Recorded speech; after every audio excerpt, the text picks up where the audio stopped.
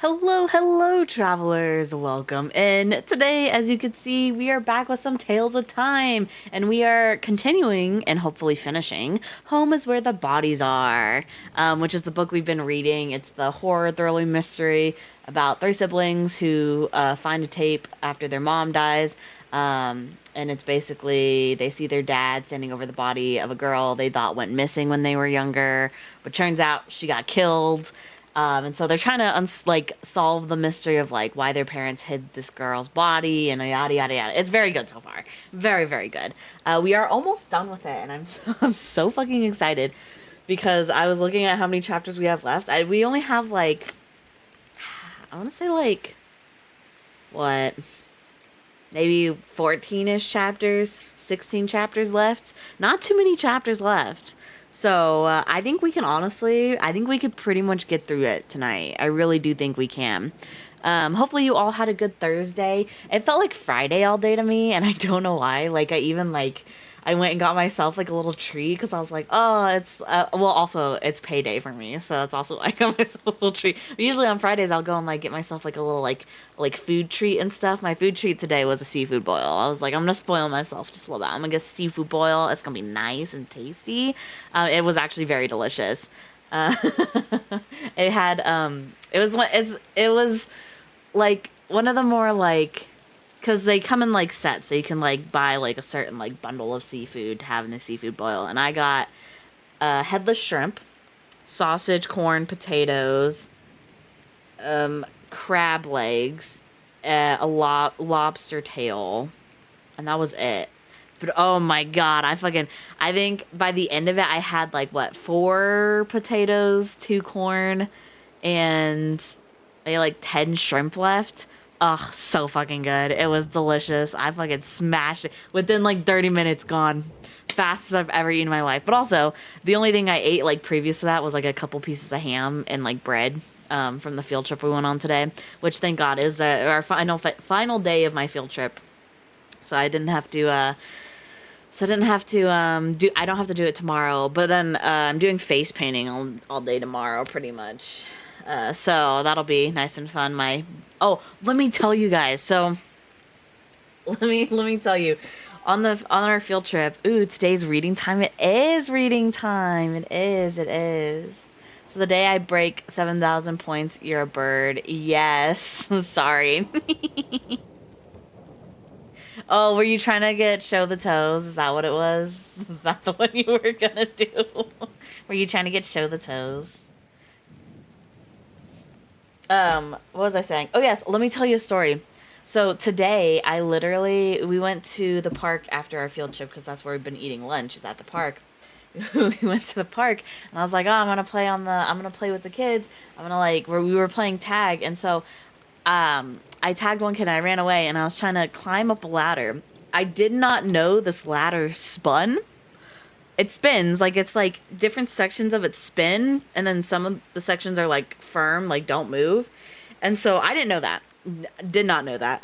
I was trying to climb up it fast because the kids were coming to tag me, and I got like second from the top like ring, and I stepped on it and it spun out from under me, and I started falling. It was like slow motion. I started falling. I was like, "Oh my god, I'm going to fucking break my neck." And I caught the top ring as I fell backwards. But so like I caught myself from falling, but my fucking hip slammed into the thing. Oh my god, it hurt so damn bad. I was like, please. I was like limping all the way back, and then I like took some ibuprofen and it was fine, but now like I can feel it, like it's so sore. I'm pretty sure it's bruised. I haven't really looked yet, but I'm pretty sure I bruised it real bad. And then I sat for like 2 hours doing face paint. I even stayed like 30 minutes later because 2 of the kiddos weren't going to be here tomorrow for me to do face paint. So I was like, okay, I'm going to do them. But then I looked at the time and was like, I'm supposed to leave. And then they were like, but we won't be here for like the rest of summer. And I was like, fuck. So I ended up, I bit the bullet and I just did their face paint really fast. And my whole body just hurts now. Yeah. I'm pretty sure, I don't know if I like cool the muscle on my like leg from hitting it, so I don't know, but my fucking hip hurts. I've literally been like laying in bed after like eating food, and I just have been bed rotting. But yeah, that's how my Wednesday went, or Thursday went. I can't, my times are also just so off recently. Like, I can't, they're very off recently. Also, I'm noticing that why is my frame rate spiking like that? Excuse you. That's just rude. Hopefully everything is working alright. You guys can hear me fine. You guys can hear the background music fine and all that. I'm hoping. I think some of you are stuck in ads, actually. Listen, the redeem's either very direct and be meh, or something clever and worth it. Either way, I'm gonna find out. No, it's literally I just show my toes. Like, not my, okay, if you're thinking my actual toes, no. I'm not showing my actual toes. You're gonna have to pay me money for that, like actual money, you know? I'm just kidding. I show my model's toes, whatever model I have. A toes reveal? You guys fucking wish. You fucking wish you could see my toes, okay? But these fucking tangers aren't for sale, okay? You gotta earn them shits, alright? You gotta earn them shits. And at least wait until I go, like, get, like, a pedicure or something. Like, I'm not just showing bare toe out there, okay? We're not just showing raw dogs out there, okay? It's not happening. Oh my gosh. Also, so I don't do very well in the heat. Like, I get, like, real bad, like, heat rashes and stuff that usually, like, go up my arms and stuff. But this year, my body's was like, oh, we're gonna switch it up on you. And now my heat rashes are, like, starting on my hands and then going up my arms to, like, my shoulders. And they just fucking itch. And I'm just hot. And I need it to be winter again because I can't stand the fucking heat of summer. I literally can't. It drives me fucking crazy. Like, if I'm going to live somewhere, I think I'd rather just live, like, in Alaska or someplace just, like, fucking cold most of the year because I can't do heat.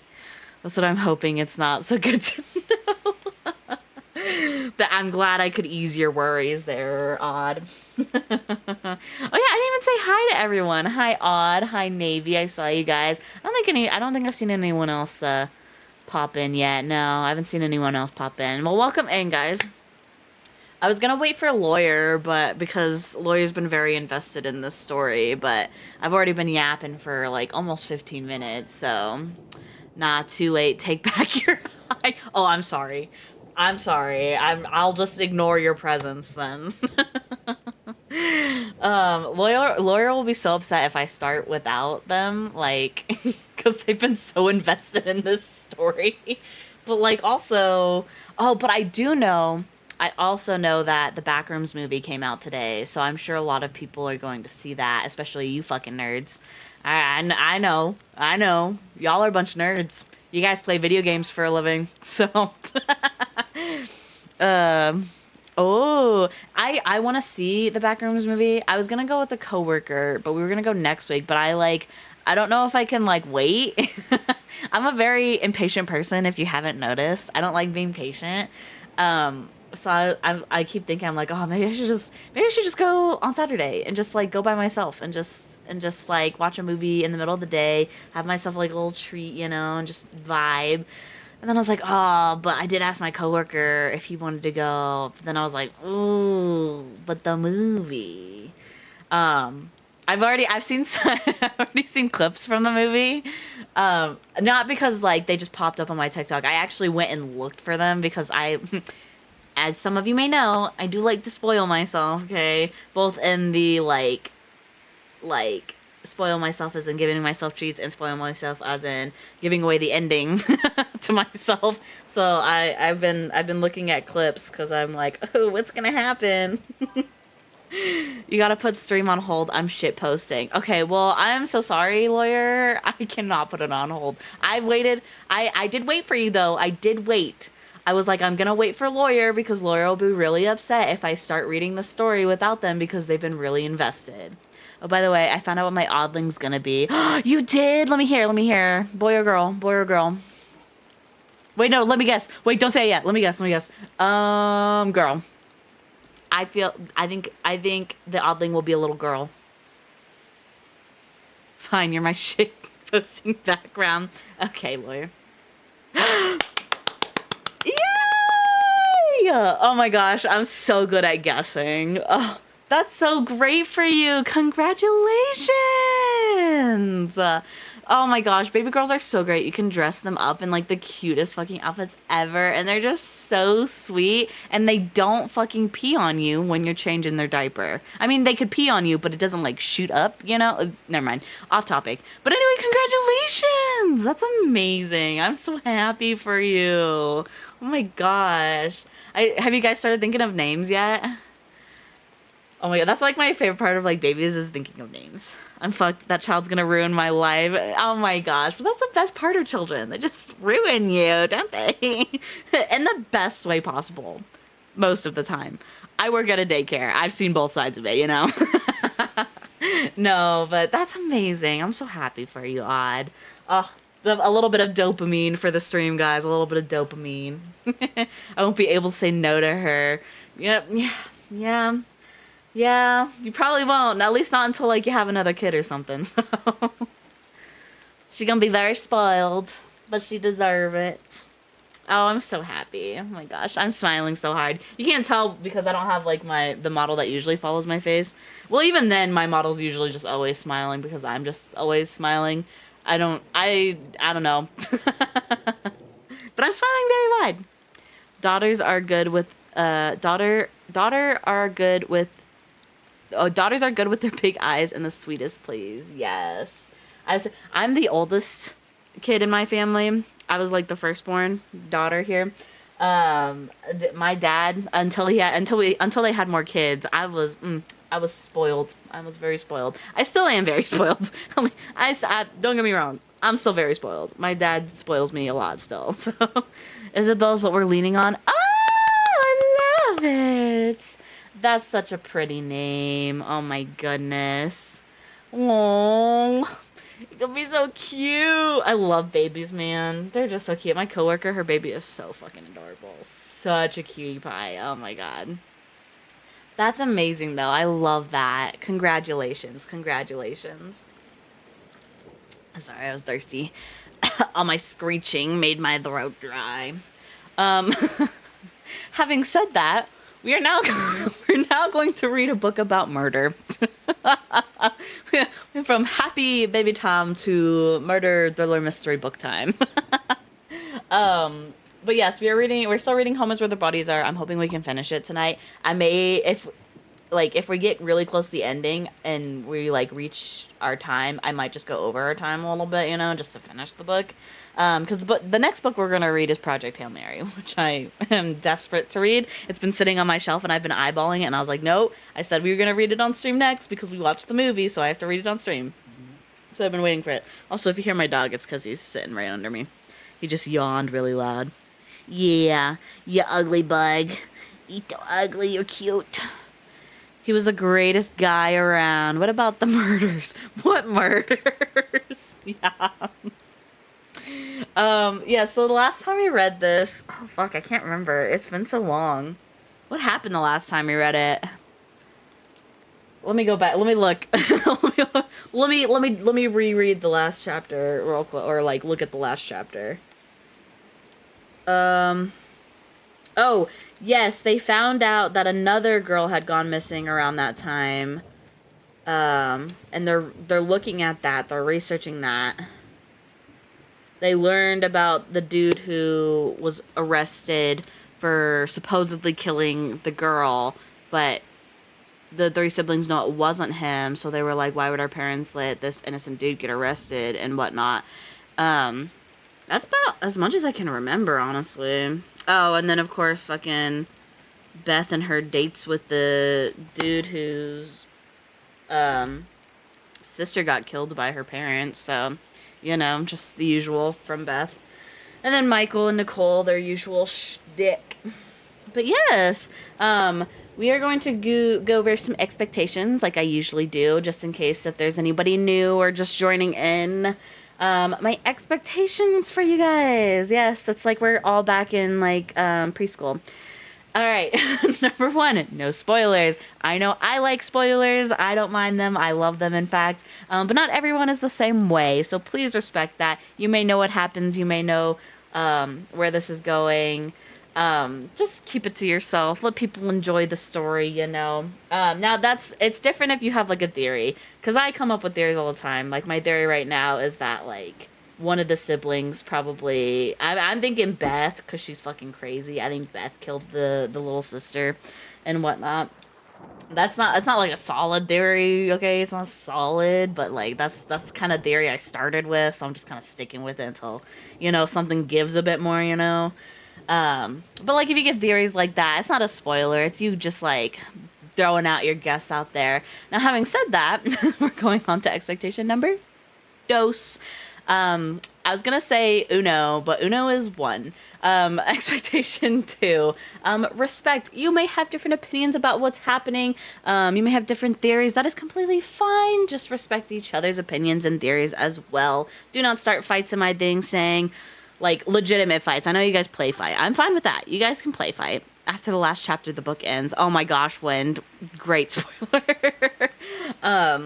I know you guys play fight. That's completely fine with me. I know that. But if you guys like legitimately fight, we're going to have to take a break. We're going to have to take a time out and we're going to have to talk about it. And I don't want to do that with you guys. I do that enough at work. You guys are not kids. You're adults.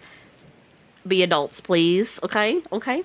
Pocket, I suck. Oh my gosh. Okay. So unfortunate. At least I don't swallow like you, but you know, no, I'm sorry. I'm just kidding. Anyway. Moving on to expectation number 3. I am not a professional reader. If you would like to hear a professional reading of this book, I'm sure there's an audiobook out there. Or you can check out the actual book and support the author. Please, I beg of you. It is a very good book. I've not read any of the other authors' books. But from the writing style, I think I might have to go and check them out because this is really fucking good. Fight me, I can take on all you guys, especially Pocket. At least I don't swallow like you, Pocket 2026. Oh no, don't quote me. Ew, who does that? Don't do that. The amount of shit I say no, that could be taken out of context. You can't quote me. I ban that. No quoting me, okay? I know I'm very quotable, but you can't do it. Only I can quote myself. Actually, if you quote yourself, is it a quote? Or is that just you saying something? That's a good question. I kind of want to look that up now. If you quote yourself, is it a quote? I ban that. No quoting me. Okay, I ban that. If you quote yourself, you're just a narcissist. Oh, well, that's just unfortunate. Oh my god. Also, let me tell you guys. So, right, I went to my, like, my doctor and stuff, you know, because I had to update my, like, meds and stuff. And you know, they make you take, like, a little, like, depression and anxiety test. So I took it, and she looked at it, and she was like, yeah, so we're gonna up your dosage. And I was like, oh, okay, that's fine. That's normal, whatever, okay. So I was feeling a little depresso express, so I get that. Like, it's expected to up the dosage. And then she was like, and I'm also gonna send a referral to a therapist for you and a psychiatrist. And I was like, oh, why? I was like, oh, well, why? And she was like, I just think you would really benefit from like talking about what you're going through. And I was like, why the psychiatrist though? And she was like, I also think you should get tested for some things. And I was like, oh, okay. I was like, oh, I understand. And so she actually sent out a referral. And I thought she was fucking joking. I'm not gonna lie. I thought she was fucking shitting with me. No, she sent out a referral because today I got a phone call from the place like that she sent the referral to. And they were like, hi, we're just calling because we got a referral from your doctor saying that you wanted to that you would benefit from counseling with a therapist, with one of our therapists and one of our psychiatrists. And I was like, oh no, she was serious. I was like, oh, something is wrong with me, isn't there? But anyway,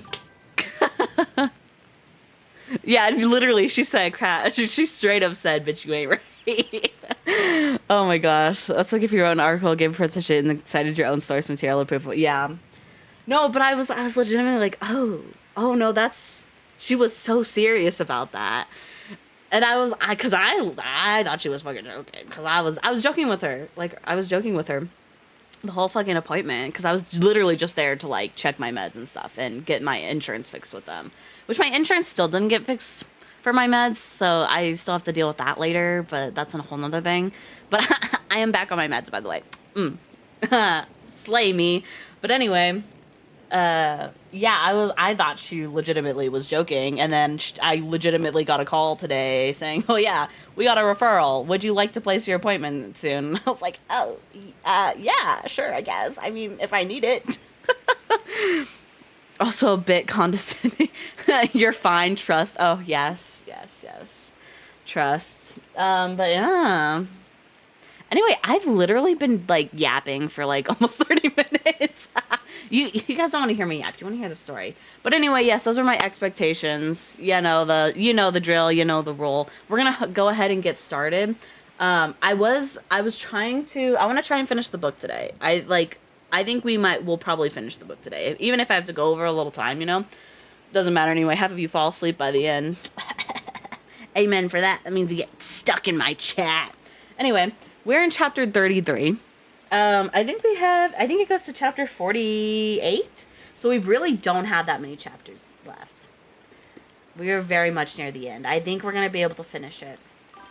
So I specifically come here for the sleep book reading. Okay. Oh, I'm getting to it. 2 out of 10 is not half. What do you mean 2 out of 10 is not half? Whatever. Okay. Let me open up where the fuck is my page? Oh, there it is. My bookmark disappeared into my book. I have a collection of bookmarks. Like 2 people are awake. Yeah. No, I'm saying, listen. Okay, most of you are asleep by the end of stream, usually, okay? Which is, I love that because you guys get stuck and you can't leave until I make you leave with a raid. So, you guys can just keep coming in and falling asleep and that works. What a nerd. Shut up. All right. Here we go. Okay. You're so smart, lawyer. That's why you're called lawyer, all right? You're so smart. Trust. Anyway, we're in chapter 32. I don't know why. Oh, no, I accidentally deleted chapter 32. Pretend that says 32 up there, and also we're in Laura's POV, not Beth. So, ignore that. We're in chapter 32, actually. So, anyway, I'm going to go ahead and get started now. Let me take a sip of my drink. All right, here we go. Chapter 32, Laura. December 16th, 1999. The brick house on the corner sits quiet and dark. No Christmas tree with twinkling lights in any of the windows. The word murderer is scrawled across the 2-car garage door, spray painted in blood red. Cracked eggs are splattered on windows, yolks frozen against the panes. My shoes crunch over snow that's been packed down by trespassers and vandals. Clutched in my mitten-covered hands are a casserole dish and assortment of baked goods. It's the least I can do after what Brian and I did. I still don't know why we got rid of Emma. When I bring it up, Brian tunes me out or just walks away. So, I started doing things that would make me feel an ounce better. Like this. Bringing a hot dish and sweet treats to the man whose life we ruined. Yeah, it's chapter 32. Yeah, it says 33 up there because I accidentally deleted chapter 32. So we're just pretending it says chapter 32 up there. And it's also Laura's POV. Okay, all right. All right, where was I at? What a great teacher. She was trying to delete system 32 but misclicked. The air is sharp and icy, pricking the sides of my throat as I breathe it in. A faint taste of blood enters my mouth as the capillaries seem to swell, bursting with the cold, then thawing on the exhales and trickling out of the fissures. At the door, I hesitate and notice the bell has been ripped clean off. He clearly doesn't want any visitors, and I don't blame him. I glance at the side street through the trees, the same one our house is on. Then I take a quick look at the park behind me that sits across from the main road, making sure no one is watching. I'm not sure how I'm not sure how I'd explain bringing baked goods to Charles Gallagher. I pound my fist against the door. It's a muffled knock, thanks to my thick mitten. The wind whips against my face, stinging my skin. I knock again, this time harder. The drawn curtains on the front window flick and then settle into place. I know someone's home, but I don't know if they'll answer. Heavy footsteps grow as they clamber inside. A chain lock jingles. 3 deadbolts click. The handle jerks. This type of protection is unusual for a small town, but not with what he's been through. Finally, the door swings open, and on the other side stands Charles Gallagher. Whenever I see the name Gallagher, I think of what is it? That one show with the Gallaghers, Fiona and all that. Anyway, I haven't seen him since the day Emma went missing, and he seems to have aged years in the past 6 months. He's still a tall, gangly thing, but he wears a hardened face. Prison will do that to you, I suppose. He wasn't in long, only a month or so, but it was long enough. His dark hair is buzzed short. The same goes for his facial hair. A pair of thick glasses with silver frames rest on the bridge of his nose, and fresh pink scars stretch across his right cheek. I heard Gallagher, and I immediately on that one game from Hoyoverse. Oh my god, don't even say that. I'm banned from gacha games. You can't mention those around me. I'm a addict. Anyway, I'm a recovering addict from those. Sorry. What? He asks. It's not a that was supposed to be mean. What? He asks. It's not a greeting, but I didn't expect one. He's been out of prison for 10 days, and coming back to the Grove probably isn't much of an improvement. Although Charles was acquitted in a court of law, the court of public opinion said otherwise. Hi, Charles. I'm Laura. Laura Thomas? I live at the end of the street? Yeah, he says. His gaze dances all around me like he's readying himself for a fight or flight response.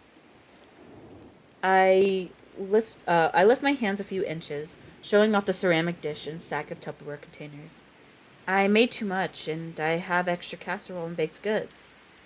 I don't want him to think I specifically made it for him, even though I did.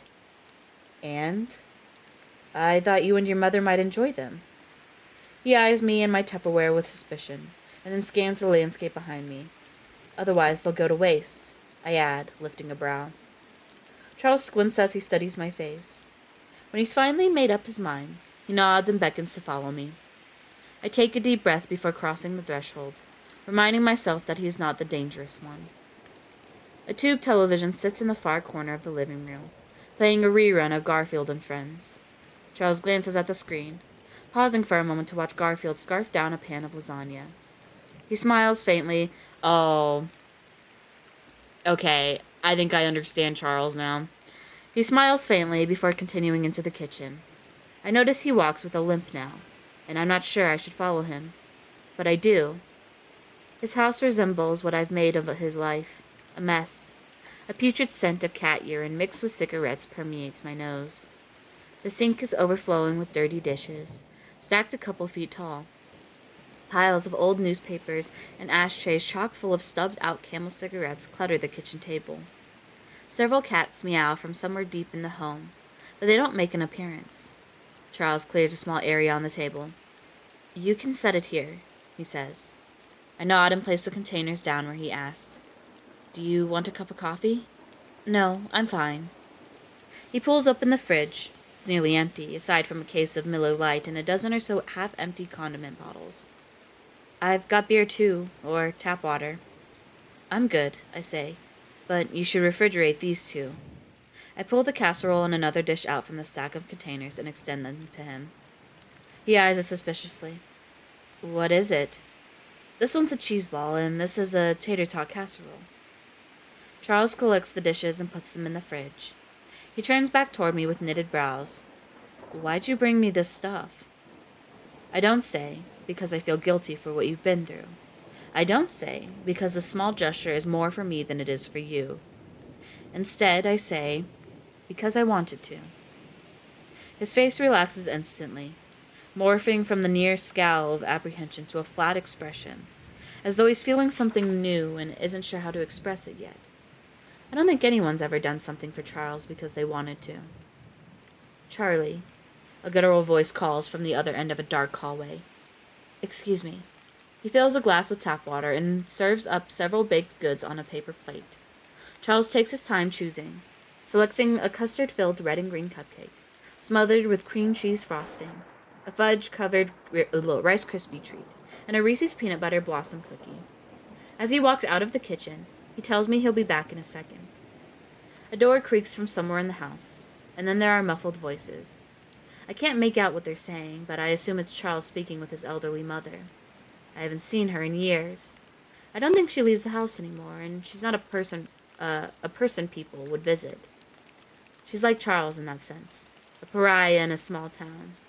She's an outcast because she's mean, whereas Charles is just odd, misunderstood. A black cat meows and presses his body against me, winding through my legs like a figure 8. Charles re-enters the kitchen, carrying an armful of dirty cups and plates.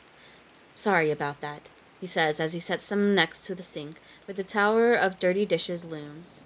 A leaning tower of Grisa. Grisa? A leaning tower of Grisa. What the fuck is that word? Grisa? Oh, it's supposed to be like the Leaning Tower of Pizza. Oh, shit. My bad. Anyway, my mother's not doing well. She's getting over a bout of pneumonia. I'm sorry, I say. He nods, looking down at his feet briefly. Thank you. Thank you, Laura. He nods, looking down at his feet briefly. I notice his big toe protruding out of a hole in his sock. She really likes the cupcake, he adds. That red and green one. I'm glad to hear that. It's a family recipe. His gaze meets mine. It's probably not a good idea that you're here. Do you want me to leave? No, he shrugs. I just mean with everything that's going on. No one believes me. They all think I had something to do with that little girl. He shakes his head. I would never... I believe you, I say. His eyes grow wide, and I finally notice the color of them. Is she falling in love with this, dude? Nah, surely not. A mix of browns and greens that appear to change depending on the light. Why do you believe me? I also can't answer this question truthfully. I want to. I want to tell someone what really happened because right now the truth feels like a parasite burrowed deep within my body, feeding on me, slowly weakening my will to live. I'm not sure how much more I can take of it. Because of the bicycle. Yeah, if it weren't for that bike showing up while I was locked up, I'd be facing life in prison. My lawyer said I didn't have a chance in hell. Lucky me, he sighs.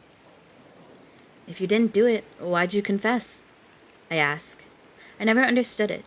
Why admit to something you didn't do? I've asked myself the same question. But you try being interrogated for 16 hours straight, hungry, sleep-deprived, and just wanting it to be done. The more they talked about Emma and what they thought happened to her, the more I believed it wasn't just a story, but a memory of my own they were describing. Funny how quickly you can turn on yourself, mistake a lie for the truth. Then they told me if I confessed, it'd all be over. And I believed them. Ah, that's so sad. He leans against the counter. I'm sorry you went through that, Charles. Yeah, well, it's over now. At least, the worst of it. I scan the kitchen again. A telephone hangs on a wall, covered in faded floral wallpaper. The coiled beige cord isn't connected to the receiver. It hangs freely, swaying left to right from the vent, blowing hot air beneath it. An umbilical cord cut loose from its energy source. Ew, that's disgusting. Is your phone broken? No, but it rings off the hook with calls from people I have no interest in talking to. Reporters, pranksters, bill collectors, and those that wish death upon me. Have you considered moving? This town's not going to change their mind about you. You could leave and start fresh somewhere. Can't. My money's all tied up in this house, and I've got my mother to look after. You know, before all this happened, no one in this town paid me any mind. I thought that was unbearable. Feeling invisible like I don't matter. But now I know that being detested is far worse than going unnoticed. Charles shakes his head and shuffles his feet. He looks to me. You're the only one from town that's been kind to me. I swallow hard and force a polite smile. If only he knew. And that was the end of chapter 32. Now we're going into the actual chapter 33, which is Beth's POV, as you can so clearly see. Let me take a sip. Perfect. Here we go. Chapter 33, Beth. The engine sputters once, twice, before finally turning over. Michael clutches the handle above the passenger side window like he's bracing for a bumpy ride. He offered to drive, but I insisted. I was the one with Mom in her final moments, so I should be the one who collects her and brings her home. Nicole sits in the back, thumbing through papers. At the park, I turn left onto Highway X and head toward Delavan, where the funeral home is located. Oh, hi, Sludge. We're doing Tales with Time. We're reading Home is Where the Bodies Are. It's 2 towns over. In the rearview mirror, I watch Nicole. Her eyes sweep left to right as she reads, pausing every now and then to take notes. I know Casey gave her more police files at the bar last night, but she hasn't brought them up. Is she hiding something? And if so, why is she hiding it from us? What are you reading? I ask. Her eyes find mine in the mirror. Nothing, she says. Michael watches her via the vanity mirror fixed on his sun visor. What was Casey doing at the bar last night? Just hanging out, Nicole shrugs. Michael and I exchange a look. Maybe he was right. Maybe Casey is a bad influence on her. He thinks he's helping Nicole with research, but really, she's spiraling. The case files are like the lyrics of a siren song about the past, a place she can no longer live or visit. Oh yeah? Casey normally hangs out at the boar's nest while on duty? Michael asks. She lifts her head and squints. You shouldn't be involving him in this, I add. Casey doesn't know anything. He thinks he's helping me with research for a book, Nicole argues. He's going to get suspicious, especially since you keep asking him for more, I say. And what if someone notices those files are missing? One could easily be written off as an accident. Multiple. Not so much. Michael cocks his head. Cock. Nicole's eyes darken. I try to keep my attention on the road, but I can't help but look at her, studying her facial expression. It's a defiant one. Or maybe it's more indignant. The highway is clear in front, surrounded by cornfields on either side, so I'm not too worried about watching the road. It's only what's behind us that scares me. They won't, she argues. They might, I say. Now, what else did he give you? She huffs and flips through the folders in her lap. He brought me the case file on Christy Roberts' disappearance. Why? Michael groans. Because I asked for it. No, I figured that much. Why did you want it? You still think Mom and Dad had something to do with her disappearance? He turns in his seat to look at her. I don't know. What does the report say? I ask, glancing back at the road. Exactly what we found in the newspaper clippings. The police thought she was a runaway, so there wasn't really any sort of an investigation. All right, then. Michael readjusts himself and faces forward. It's settled. No, it's not. We still don't know what happened to Emma, and Charles Gallagher went missing too, she says. I find her eyes in the rearview mirror. What do you mean, went missing? Nicole holds up a thin folder. Casey cross-checked cases connected to Emma Harper's disappearance and pulled this one. His mother reported him missing on December 28th, just a few weeks after he was acquitted and released. He probably just skipped town, I say, pulling off the interstate into Delavan. Compared to Allen's Grove, this place looks like a city. It has a Walmart, Starbucks, Kohl's, and a McDonald's. All the staples of a Midwest town. Oh my god, that's so for real, though. That's actually so true, though. Every Midwest town will have a Walmart, a Starbucks, Kohl's, and a McDonald's. Bonus points if the Kohl's is, like, closed down, but, like, not really closed down, you know? Anyway. That's what the police thought, so they never looked into it. But the statement his mom gave cast a lot of doubt that Charles just left on his own accord. What did she say? Michael turns to look at her again. I can't tell if he's actually interested or just humoring Nicole. I park the car on the street in front of the Monroe funeral home and kill the engine. She said Charles walked over to the Boar's Nest for a drink the night of December 27th, 1999. It was the first time he left his house since his release. The next morning, she realized he had never come home. His working vehicles were all accounted for, and none of his belongings were missing. She said there was no way he just up and left because he would never abandon her. Nicole looks up from the paper, her eyes seeking some sort of response from Michael or me. I glance over to the funeral home. It sports the facade of a real house, with brick exterior on the first floor and white panel sliding on the second. There's a front porch, and an American flag is mounted to the railing. It flaps and twirls in the wind. If it weren't for the large Monroe Funeral Home sign affixed in the yard, I would have thought it belonged to a family, like every other house in this neighborhood. But it doesn't. It's meant to look like a home, to appeal to the living, so that the business of death feels personal, not cold and commercial. Neither of you think it's odd that Charles Gallagher went missing? Nicole asks, pulling me from my thoughts. No, Michael says. From the sound of it, the only person that cared about him was his mother. Can you even be considered missing if no one misses you? Yes, Michael, you can. Nicole scoffs. What do you think, Beth? I let out a sigh and push open the door. I think today isn't about Christy Roberts, or Emma Harper, or even Charles Gallagher. Today's about Mom, and I'm going in to get her, so we can take her home. I slam the door closed behind me and breathe in the scent of fall. The crisp, sharp air mixed with the decay and rot of withering plants, dry leaves, and trees hunkering down for the season. It has a musky, sweet smell to it, just like death. It's all-consuming. That was the end of chapter 33. I was briefly going through all the chapters and stuff. They get really, really short as we reach the end. So we're gonna start flying through these chapters. We're really gonna start flying through them. What? Why are you saying my name? What's up? Yes. You called? What were you talking about when he was looking at Garfield? Oh, how you said, I think I understand. Yeah, so I think, because, the way she was describing him is, he's very, keeps to himself, kind of, I think more so, the reason he was, so to himself and, overwhelmed by everything and, just the way they described him, I think maybe he was, maybe not all mentally okay, obviously he went to prison and that fucked him up, but I think before that maybe he was just not okay, or maybe he has different mental health things, but he oh well, yeah, no, but that's what it was more, that was more so the cherry on top, where I was okay, because he finds comfort in simple things. I can understand that. I knew they were, I kind of feel I knew where they were going with that character, but anyway.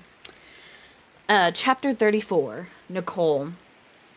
The black long-sleeve top and a pair of slacks I'm wearing are 2 sizes too big because they're not mine. They're Mom's. It feels strange to wear her clothes to her own funeral, but I didn't have any other options. I hold the urn close to my chest. She's inside of it, or at least what's left of her. Michael emerges from the hallway, looking polished and pulled together. Nice suit, I say. He readjusts his cufflinks and says, thanks. How much was it? Michael rolls his eyes and smooths the sleeves of his jacket. As much as I resent him for having so much more than me, it hasn't been all bad having him home again. He buys the good liquor. He's kept the fridge full this week, and he protected me, just like he did when we were kids. Beth's footsteps clicked down. Wait, hold up. Backtrack. That sentence. And he protected me just like he did when we were kids. Okay, the way he protected you, though, was that he beat the shit out of a dude, and when he could have stopped, he didn't stop. In fact, he continued. And you're saying he protected you like that when you were kids? Or are you saying, he was just protecting you, as if you were kids again? Because, the context there, if you look at it a certain way, it kind of seems a bit weird. Okay, anyway, moving on. Beth's footsteps click down the hallway, growing louder. She's dressed in a black top, skirt, tights, and a pair of heeled boots that extend to her knee.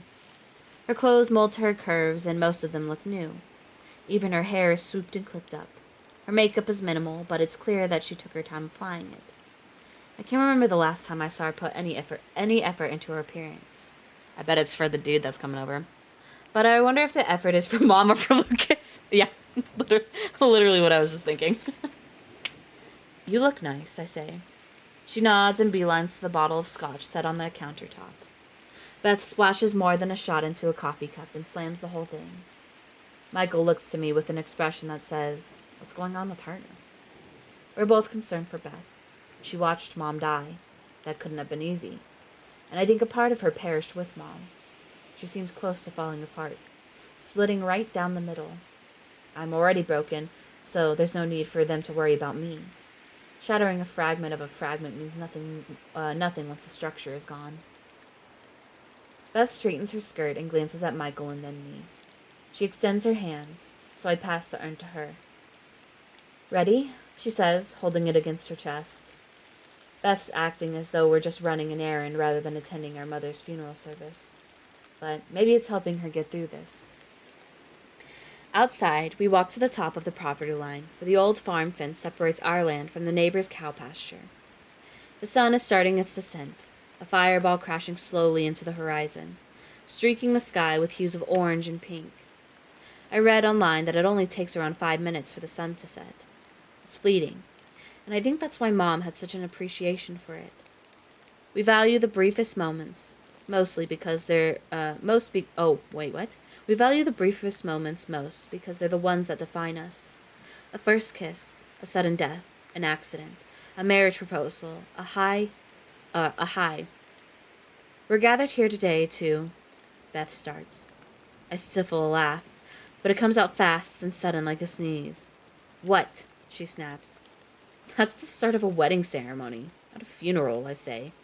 "Then you do it," she huffs. A high-pitched squeak interrupts our bickering. Lucas pushes Susan in a wheelchair across the road, stopping at the top of the steep driveway.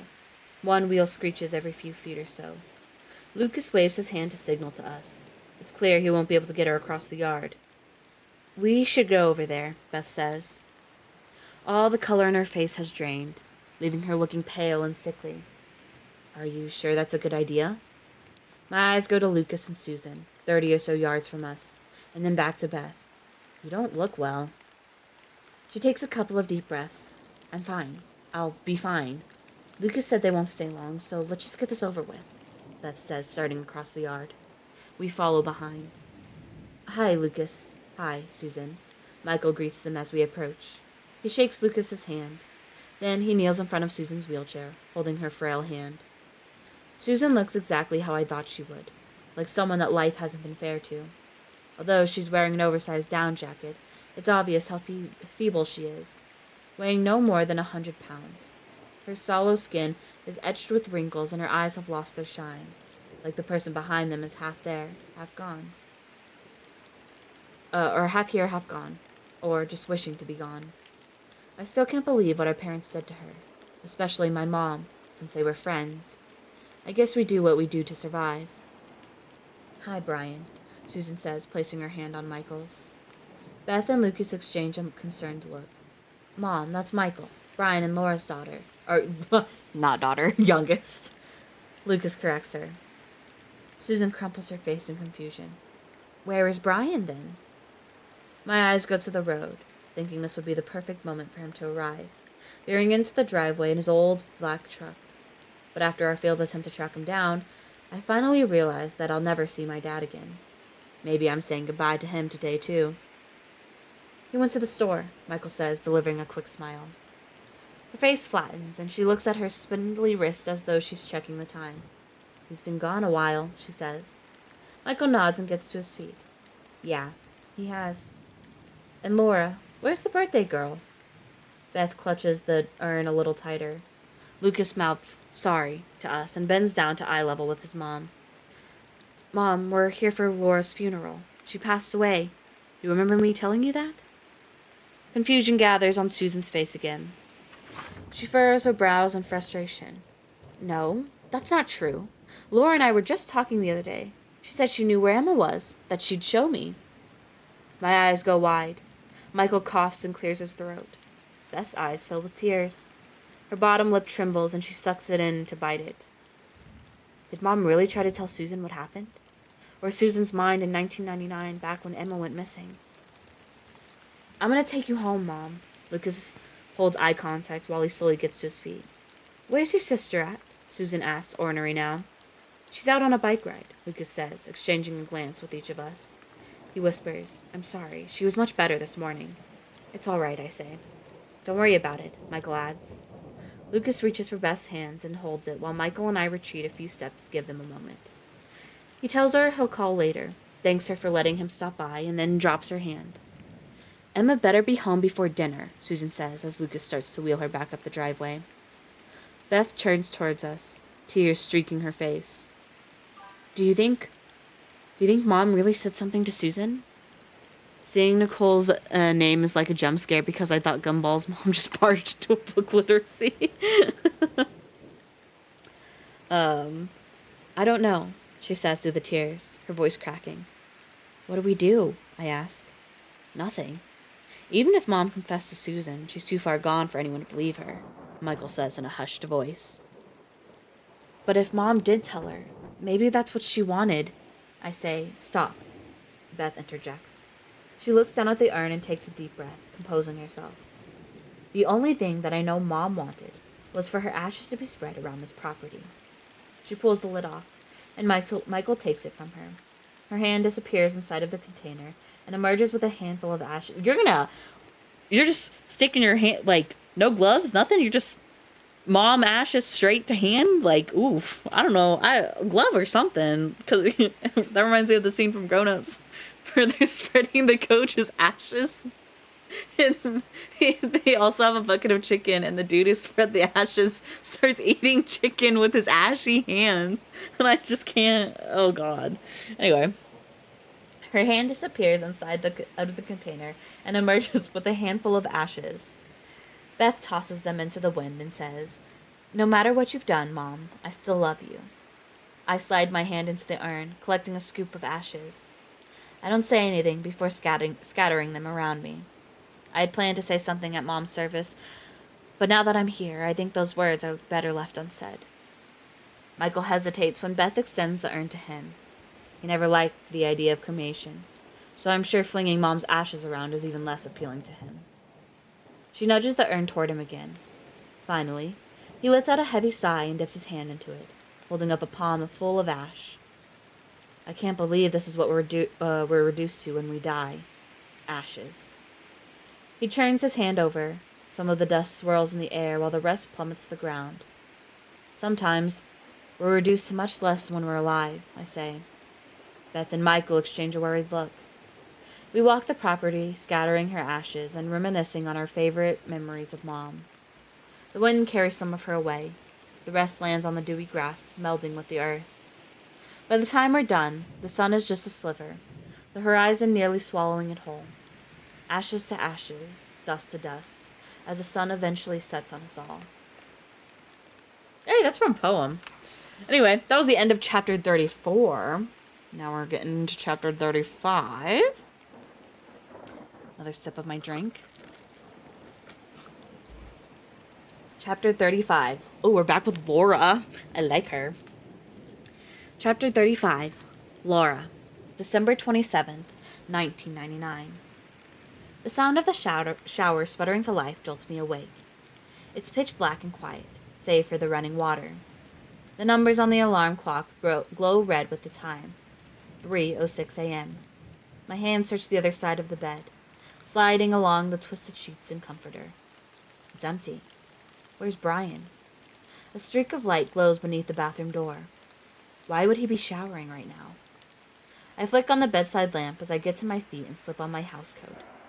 I stare at the bathroom door for a moment, waiting for my eyes to adjust. When they do, I push it open. Brian stands on the other side of the fogged-up shower door.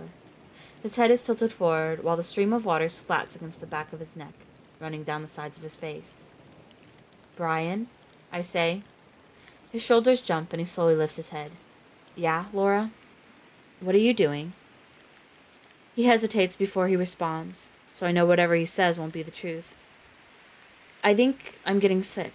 I woke up sweating, thought it'd help to take a cold shower. The steam fogging the mirror and shower door tells another story. I glance down at the floor, spotting his clothes crumpled in a pile. Bending down, I pick each one up and examine it. Laura, he says, you can go back to bed. I'll be out in a minute. I don't respond and continue inspecting the damn clothes. His winter jacket has several dark spots. I press my fingertips against one and pull away, noticing the red stain it leaves on my skin. Oh my god, he killed Kenny! Bringing my fingers to my nose, I sniff the smell of iron. I know exactly what it is, because only one thing smells like that. Laura, Brian says, poking his head out of the shower. My gaze meets his, and he practically deflates. Are you hurt? I ask. He shakes his head and grabs a towel hanging from a hook on the wall. It's not my blood. He dries himself off quickly. I stare back at him, narrowing my eyes, but all I can see is a shadow, a looming black figure floating through the steam toward me. What did you do? I didn't do anything, Brian says, wrapping the towel around his waist. You did this. What? The words come out as two syllables. The first sharp and angry, the second a forced whisper, realizing the time and that the kids are asleep. How did I do this? Oh my god, is the mom, like, fucking crazy? Like, is she, like, killing these people and not realizing it? How did I do this? Brian walks to the mirror and swipes his hand over it, clearing the condensation. He finger combs his hair while his reflected eyes lock onto me. When you stage Emma Harper's bicycle at the dead end. I clenched my jaw and fold my arms across my chest. Yeah, so? I wasn't going to sit around and let an innocent man rot in prison for something he didn't do. Brian turns to face me. He wears a look of frustration mixed with disappointment. Well, you won't have to worry about that anymore, because Charles Gallagher is dead. Thank you. I'm so good at making theories. Oh, that was the end of Laura's chapter. Oh, that was the end of chapter 35, guys. Now we're into chapter 36. Like I said, the chapters are getting, like, much, much shorter, like, as we get closer to the end, so. Chapter 36. Beth. Mom's funeral was yesterday, and I think it'll always feel like it was only a day ago. That's how Dad's disappearance still feels, like it was yesterday. The moments that change us forever always feel recent, because we carry them with us whether we want to or not. I tape up a box marked donations and set it in a stack with the others. The house is quiet. Not peaceful, just quiet. Michael and Nicole left her Beloit about 20 minutes ago. She was getting shaky and needed her methadone treatment. If she went another day without it, I worry she'd relapse. I know she's been skipping days, trying to get clean faster, but it's only making things worse. I get to my feet and survey the living room. It's all neatly packed away in boxes. We've gone through everything except the kitchen. I still have to decide on the furniture in the house. The more I've thought about it, the more I'm leaning towards selling it to Michael. He did offer well above market value, I checked, and that money would be life-changing for me. I could pay off debt and visit my daughter in person instead of playing phone tag with her endlessly, always losing. And Nicole would have a place to live, although I don't think it would make her any less of an addict. As much as I don't want Michael to get his way, I've realized that resenting him won't help. Resentment only poisons the person who consumes it, not the ones it's intended for. Michael and I are proof of that. Knuckles rap at the front door. I get to my feet and make my way to it. Hey, I say, pushing the squeaky door open. Lucas stands on the porch, holding a bouquet of yellow roses and wearing a faint smile. These are for you. I take the flowers from him and bring them to my nose, inhaling their bright scent. Okay. Do you guys, if you get flowers, right, which, I don't know if you've got, I'm assuming you guys have gotten flowers before. Whether it's, like, someone just picked, like, a flower in, like, a field for you or something. Do you sniff them? Because I could never. I, like, the idea of me, like, sniffing flowers is just, I, like, hate it. I would never put my nose near a flower. Like, a fake one, I would do that. Like, I'd, like, you know, if I'm, like, doing, like, a picture pose, you know, like, and I'm pretending to smell the flowers. I'd do that. But, like, real flowers? Fuck no. I don't know what bugs will crawl out of there. Shit. Anyway. He hesitates before crossing the threshold. I often get flowers. Thank you very much. Okay, well, that's good for you. I'm so glad you can get flowers. I've never gotten, like, well, that's a lie. The only time I got flowers was when I was in theater. And that was, like, people would bring you flowers, you know, to the actors and stuff. Good old days. Good old days. He hesitates before crossing the threshold. Lucas hasn't been inside the every hour of the day I get flowers. Oh, okay. Lucas hasn't been inside this house since he was 18. It must feel like stepping back in time. As I pull a vase from an open box and fill it with water, he kicks off his boots at the door. My eyes keep going to him while I unwrap the flowers and snip the ends. Lucas walks into the kitchen and glances around, taking in his surroundings. The way his eyes bounce to every corner, to the ceiling, to the floor. It's like he's standing in a museum rather than my childhood home. I arrange the yellow roses in the vase and set them on the kitchen table. They seem out of place, at least to me. We lock eyes, and I wonder how I ever looked away from him to begin with. He looks a little rough, and I can tell he hasn't slept well. But he's still handsome to me. My fingers tingle as I imagine running them through his soft, scruffy facial hair, over his broad shoulders and down his firm pecs. Bitch, can you not, be horny? It's only been a day since you did your mom's funeral, and it's only been, a week since your mom died. And that you've learned that your fucking mom and dad hid the body of his sister. Can we just chill? Damn, Beth. Oh, huh? Oh my gosh, what a time to raid. Thank you for the raid, Wishy. Welcome in. Oh my goodness. Hello, Raiders. I am Pocket of Time. We are currently doing Tales with Time. It's a little thing I do. I read a book. Oh, hi, TV. Thank you. I will hydrate. Let me. Delicious water. The book we're reading right now is Home is Where the Bodies Are. It's like a horror thriller. It's about these three siblings who come together after the death of their mom to finalize her funeral and clear out her house and stuff. But while clearing out her house, they find a tape, and on the tape it shows their mom and dad finding, or not finding, I said hiding the body of a little girl that they had thought they had gone missing when they were younger. And so it's this whole story about unraveling what's happened, what happened with their parents, why did they hide the body of this girl, all this stuff. No, now I'm not the only one awake. Yes, but welcome in, welcome in. We are near the end of this book, so I completely understand, if you're a really big book person, or if you've heard of this book and are planning to read it. If you don't want to stay because you don't want any spoilers, that's completely fine. Also, if you just need a raid and run, that is also completely fine. You have a good night, Wishy. Again, thank you for the raid. I'll give you a shout out here in a minute. Thank you. But yes, we are literally in chapter 36, as you can see in the thingy there.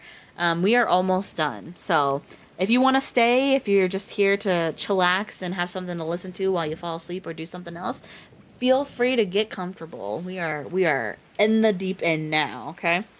So I'm going to continue here after I give out this little shout out. Usually Lemus is my shout out person, but he's not here right now. He usually shows up at the very end. Okay. There we go. But again, thank you for the raid, Wishy. Hope you have a good rest of the night. I'm going to continue reading now. Where was it? Where did I... Oh, I see. No, actually, where did I leave off? Oh, there it is. The way his eyes bounce to every corner, to the ceiling, to the floor. It's like he's standing in a museum rather than my childhood home. I arrange the yellow roses in the vase and set them on the kitchen table. They seem out of place, at least to me. We lock eyes, and I wonder how I ever looked away from him to begin with. He looks a little rough, and I can tell he hasn't slept well. But he's still handsome to me. My fingers tingle as I imagine running them through his soft, scruffy facial hair, over his broad shoulders and down his firm pecs. I wonder if his fingers are tingling too, just at the thought of grazing them along my skin. Or am I the only one having these thoughts? How was the rest of the funeral?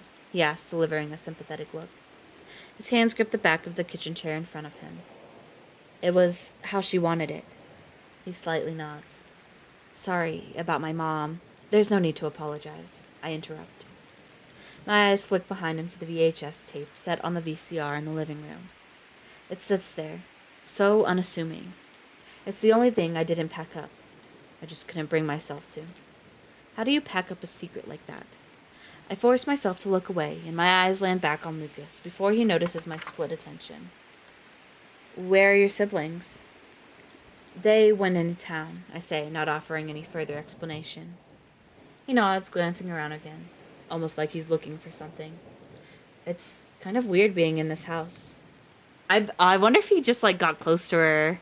Yeah, literally, I think that's what he's about to do. Because I'm wondering, like, maybe he got close to her because, like, maybe his mom said something to him. And so he's like, well, now I need to investigate. But the only way I can get into the house is through this dumb bitch who's horny for me. So, like, um, where is it? It's kind of weird being in this house. I bet it's been a while. I say as I walk into the living room and push around a few boxes. I don't know what to do with myself or how to act around him, especially with that VHS tape staring at me. He follows me and stuffs his hands into the pockets of his jeans. It feels like both yesterday and a lifetime ago. Lucas tilts his head. It's funny how time works. They say it's linear, but sometimes it feels like it's happening all at once, you know? Well, your sister's blood was here. Jesus. I know exactly what you mean, I say. My eyes go to the tape again. If I played it for him, he'd be transported back to 1999. And finally, after all this time, he'd know exactly what happened to his sister. The past and present unfolding and happening all at once. Can I get a tour? He asks, pulling me back to the now. There's a small smile on his face, and I force myself to return it. Sure, a lot has changed since we were last here. Really? No, I tease. Our smiles grow just a half inch or so. The tour is short, as the house isn't large by any means, and now we're standing in my bedroom. Oh my god, these bitches better not. They better not do what I think they're about to do. And it feels like we're 16 again. The walls are bare now, and all that's left from my childhood is a bed. These motherfuckers are about to do it. Is a bed, a dresser, and a desk. My suitcase sits open in the corner, which is what I've been living out of for a few months. Pencil markings on the door illustrate Lucas's and my heights. When we first started dating, we were basically the same height, but he shot up over a foot our sophomore year, and I stopped growing after that. My eyes go to the window, and I remember all the times he snuck in and out of it. I wonder if that's what he's thinking about. He scans the room, not saying anything, but the corners of his mouth curve up, and straighten out before curving again. Waves of fond memories crashing against the shore of a much bleaker present day. Do you ever think about us? He asks. His Adam's apple bobs as though he meant to swallow that question, but uttered it instead. All the time, I say. I haven't told the truth in a while, and my words surprise me. I'm also not usually this forward. It's hard to be forward when you've been living life backwards. What would they possibly do here? Oh yeah, what would they possibly do? He inches closer to me, and we stare into each other's eyes, getting lost in them, finding our way back to one another. I used to think we were supposed to be together because he was the boy who lived across the street. But now I know geography had nothing to do with it. His hand brushes against my cheek, and it stirs every nerve in my body. I'm about to skip this chapter, I swear to God. I can feel him everywhere, even though he's only touched one part of me. I missed you, I whisper, leaning my head into his hand. I miss you too, Beth, he whispers back. There's nothing more to say. My heart races, pounding against my ribcage, and my mind calms for the first time in a long time when his lips meet mine. It's like I found something I thought was lost forever. Our mouths open and close as our kiss becomes hungry. Oh, Jesus. I bite his lower... I'm gonna fucking skip it. Hold on. No, let me read it. I'm gonna actually skip it. I'm gonna fucking skip it. Okay, we don't have to skip... No, yeah, it's just kissing. They just kiss. And then there's a time skip. There's a little bit of a time skip.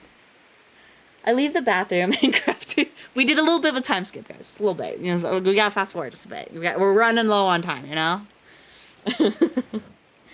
I leave the bathroom and grab 2 beers from the kitchen before returning to my bedroom. Lucas slides his shirt back on and smiles at me as I stand in the doorway watching him. Thirsty? I ask, holding out a bottle of beer. Parched. He takes it and gulps, his eyes never leaving mine. Better? I ask. Lucas makes a refreshed sound and wipes his mouth with the back of his hand. Better, he says. I take a sip while Lucas meanders over to the window, looking out at the front yard. You can even see his house from it, just barely. I remember falling asleep staring out, knowing he was close by always brought me comfort. He must have taken a shower if he took a... Yeah, he took a shower. Yeah. That. I take a sip. Oh, shit. Oh, knowing he was close by always brought me comfort. Is this a one-time thing? He asked, turning to face me. I hope not. Bitch, it's gonna be when he finds out that your parents are the ones that, like, murked... Or, I don't think they murked his sister, but hid the body at least. The corners of his mouth curve up, and his blue eyes seem to brighten to the shade of the sky behind him. I hope it's not either. I close the distance between us and lean into him, pressing my cheek against his chest. His heart beats slow and steady, but then it starts to race. There's something I've never told you. It's about why I broke up with you our senior year, he says, looking down at me. His face has turned serious. Oh shit, we gonna learn something juicy, guys. I feel it. I take a step back so I can see all of him. I thought it was because you were going off to college, and I wasn't. He shakes his head. I would have never ended it with you over distance. My eyes start to sting, threatening a release of tears. Then why did you? It had to do with my dad. I know, Lucas. I know how hard it was on you when he died, and I wanted so badly to be there for you, but you shut me out. I didn't shut you out because I was grieving. I don't understand. My dad's death wasn't an accident, he says. Oh, shit! Another murder, guys. Yeah, it was. It was a hunting accident. No, he committed suicide. I shook my head, but no words come out. He did, Beth. He even left a note behind. My mom just hid it, and the sheriff helped make sure the cause of death was listed as accidental for life insurance purposes. He felt bad for her, and I think a bit guilty after never finding the person responsible for Emma's disappearance. What a real note, literally. Lucas lets out a sigh and hangs his head. Okay, so it wasn't a murder. Okay, well, alright. I'm really sorry, but I don't understand. What does that have to do with you breaking up with me? He furrows his brow. I think my dad had something to do with Emma going missing. What? What is the next word? But I said what as well. What? Why would you think that? Don't throw out the murder. That's true. That do be true. Lucas takes a seat on the mattress. Because of the letter he left behind. What did it say? It said he couldn't forgive himself for what he'd done. My eyes are wide, flicking between Lucas and the door that leads to the hallway that leads to the living room that contains the VHS tape, and the VHS tape that holds the truth. How could he think his dad had anything to do with Emma's death? I mean, I remember Eddie being strict and a bit short-tempered when Lucas broke his rules, like being late for curfew or talking back. Maybe that was enough for him to think the worst of his dad. Hi, Gilbert. Welcome in. We're doing Tales of Time. We are almost done with our book, Home is Where the Bodies Are. If you want to get cozy or if you just need background noise, you're free to stay and get all comfortable. But if you need to run and go do other things, that's completely understandable too. I know listening to books is not everyone's forte, or not forte, favorite. But anyway, welcome in. Where was I? I worried that I was like him, or could be like him. He looks up at me again. Oh, thank you. So I broke it off with you. I figured I was doing you a favor, protecting you. The tears that fall from my eyes are hot and heavy, full of sadness and anger. I forgot it was reading night. Oh, that's okay, that's okay. We're almost done with the book, though. I am going to finish the book tonight, even if I go over time a little bit, so you're good. Maybe he wasn't referring to Emma? I say, taking a step toward Lucas. What else would it be about?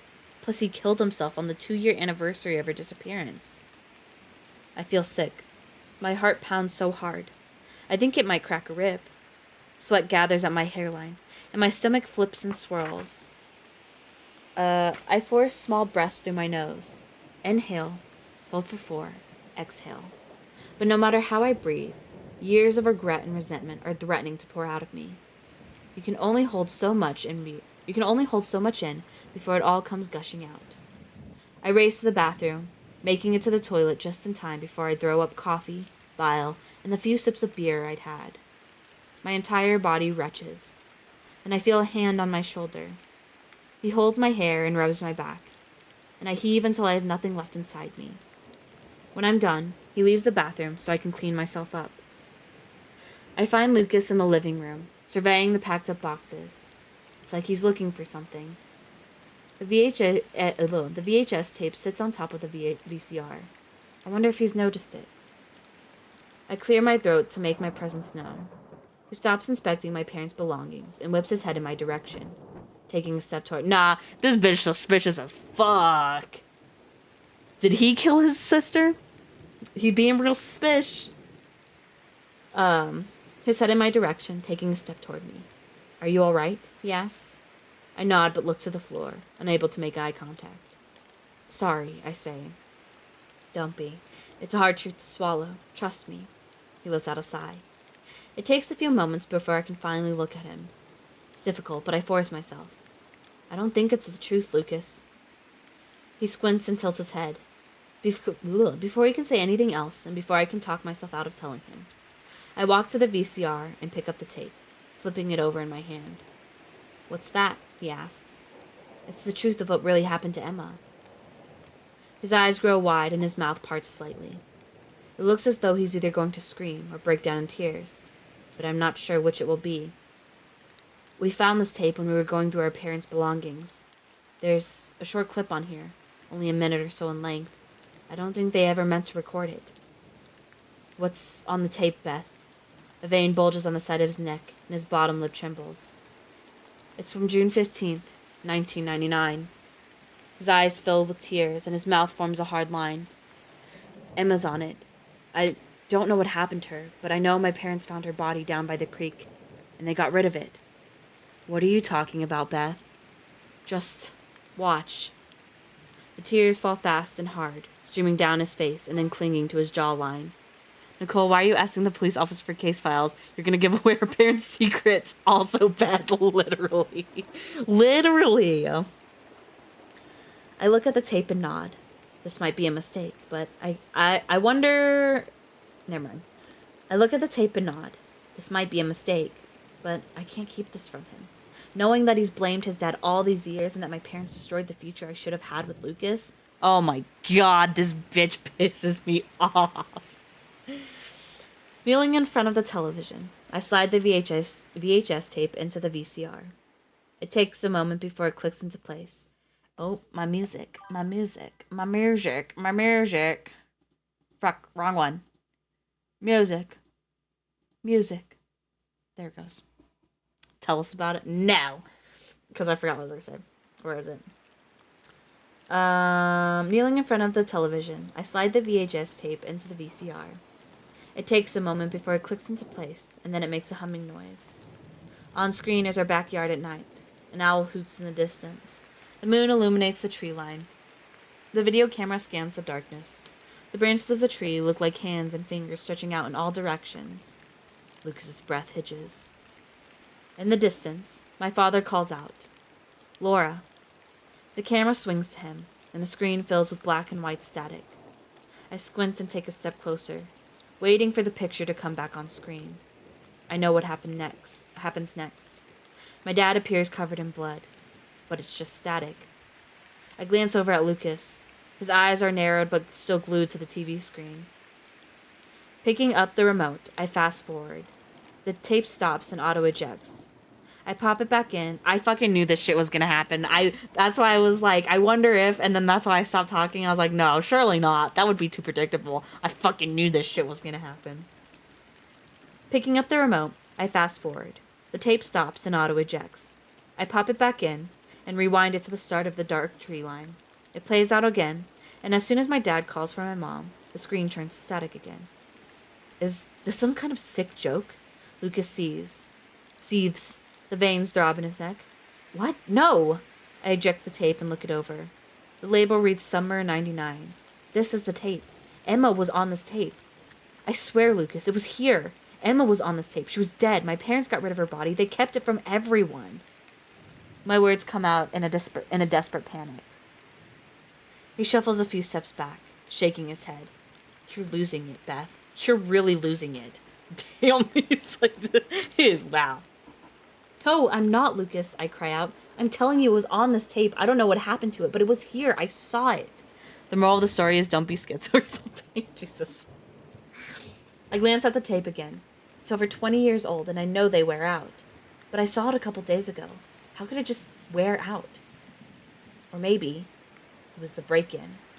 Maybe the only thing they took was this clip. Erased it somehow. Or the tape was damaged when I watched it over and over again. Or Nicole? Or Michael? They didn't want their precious reputations ruined. Before I can explain any of this, Lucas is already backing out of the living room, eyeing me like I've lost my mind, just like everyone else in his life. This was a mistake, he says. My face crumbles, and the tape slips from my hands, crashing to the floor. No, it wasn't. I try to close the distance between us. I love you, Lucas. Fucking psycho bitch. He backs away from me like he's scared of what I might do. Or maybe what he might do. I'll always love you, Beth. But I was foolish to think we could just pick up where we left off. You're not well, and I'm not well either. We can get through this together this time, I plead. Lucas doesn't argue with me. He just shakes his head, turns on his feet, and leaves the house. Saying nothing is the worst way to end everything. No chance to plea. No chance to explain what I am trying to do. No chance to explain that I'm trying to do the right thing and give him closure. He's just gone. My eyes go back to the VHS tape, lying on the floor of the living room. I saw it, didn't I? I dropped to my knees, letting out a howl of a cry. The pain of losing him when I thought I had him back is nearly unbearable. We can only endure so much before we can't anymore. Uh-oh. Let me take a sip of my water. That's the end of chapter 36, by the way. Now we're going into chapter 37. Michael's POV. We haven't had a Michael POV in a hot minute. Chapter 37. Michael. What the hell? I yell as I pull into the driveway. Nicole lifts her head from her notebook. Oh my god. What is she doing? A fire is ablaze in the front yard. Flames dance and flicker atop a pile of cardboard boxes. Beth stands beside the inferno, squirting a container of lighter fluid into the roaring heat. Oh, she went full psycho. She crazy now. The fire leaps with joy at the new fuel, rising to over 6 feet in height. She picks up another box and tosses it with the others. Embers shoot into the air, and the fire continues to dance. I throw the car into park at the top of the driveway, and jump out of the vehicle, racing toward Beth. Nicole does the same, screaming her name. Beth ignores us, or doesn't even register that we're here. She throws another box into the fire. It's labeled Elizabeth. She picks up a jerry can of gasoline, lying in the grass beside her, and throws it on top of the flames. I increase my speed, running as fast as I can. Beth! I scream. Beth was schizo the whole time, dude. My very first theory is I was saying Beth is fucking and crazy. Like, I think she may have killed the chick. Oh, hi, Rosemary. Welcome in. We're doing Tales of Time. We are finishing we're finishing up the story Home is Where the Bodies Are. It's very good. She never looks in my direction. She just stares at the fire as it licks the can. She just stares at the fire as it licks the can of petroleum. When I finally reach Beth, I tackle her off of her feet, carrying her away from the blaze as far as I can before slamming us both to the ground. The jerry can explodes. The flames grow to 20... Oh, let me hydrate. Yes, I will. Thank you. Oh, I actually needed that. The flames grow to 20 feet, and debris and embers spread in all directions. I use my body to shield Bess. I can feel the heat in a wave on the back of my exposed arms and neck, the hair singeing off. When the debris stops falling and the flames fade, I roll off of her. She lies on her back, staring up at the blue sky. Tears pour from her eyes in a steady stream, spilling down the side of her face and into her hair. Beth! I yell, shaking her shoulders. Beth! Is she okay? Nicole stands over us. I shake her again, harder this time. She finally snaps out of it. Her eyes dart to me, then to Nicole, and then back to me. What the hell were you doing? Are you trying to kill yourself? I say, getting to my feet and brushing off dirt and grass clippings from my clothes. If I am, I am not doing a very good job, Beth scoffs as she sits up. Why are you destroying all of Mom and Dad's stuff? Nicole screams. She looks at the burning boxes. Some are labeled donate or sell. Her eyes twitch like she can't decide whether to be angry at Beth or feel sorry for her. Beth wobbles as she slowly stands. It's like the ground is shaking beneath her. It's not theirs anymore. They're gone. Yeah, so? That doesn't mean you just that doesn't mean you just get to burn it. Nicole throws her hands on her hips. What was the point of sorting through everything this past week if you were just gonna light it all on fire? There's no point to anything. Why are you acting like this? Nicole yells.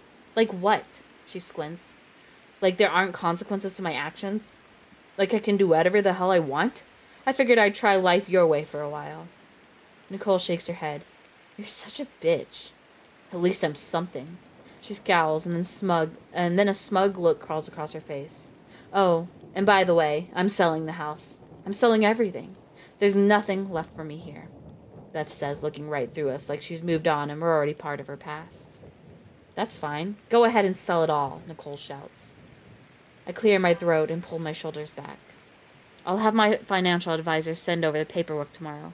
You don't have to worry about anything, Beth. I'll take care of it all. Yeah, what fucking house, Beth?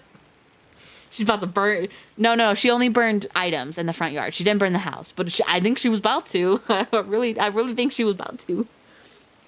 Her eyes darken. She's no longer looking through me. She's glaring at me.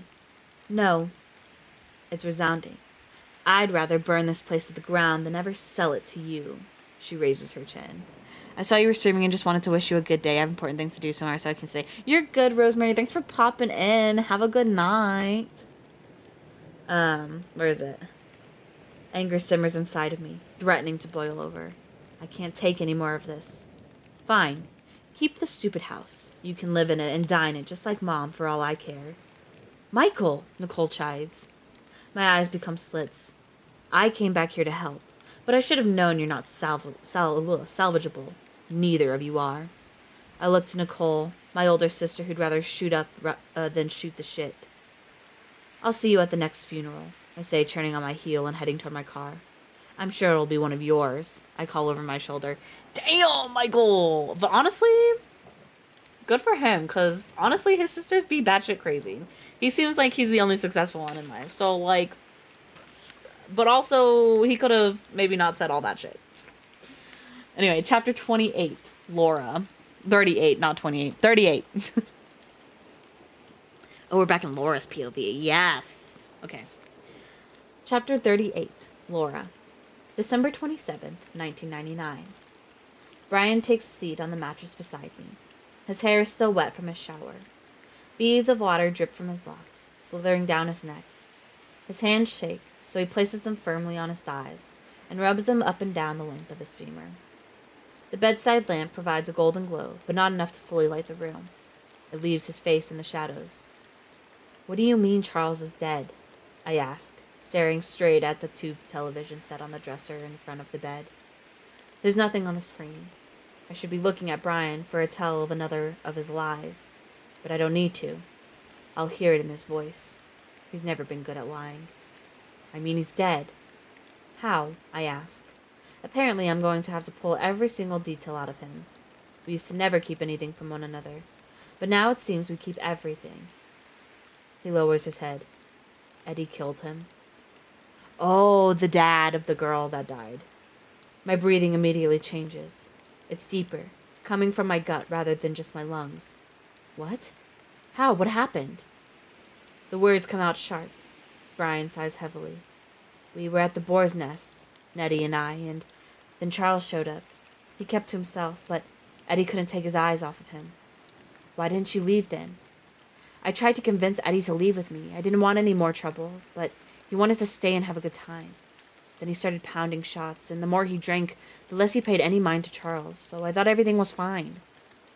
But it wasn't, was it? I say. Brian shakes his head.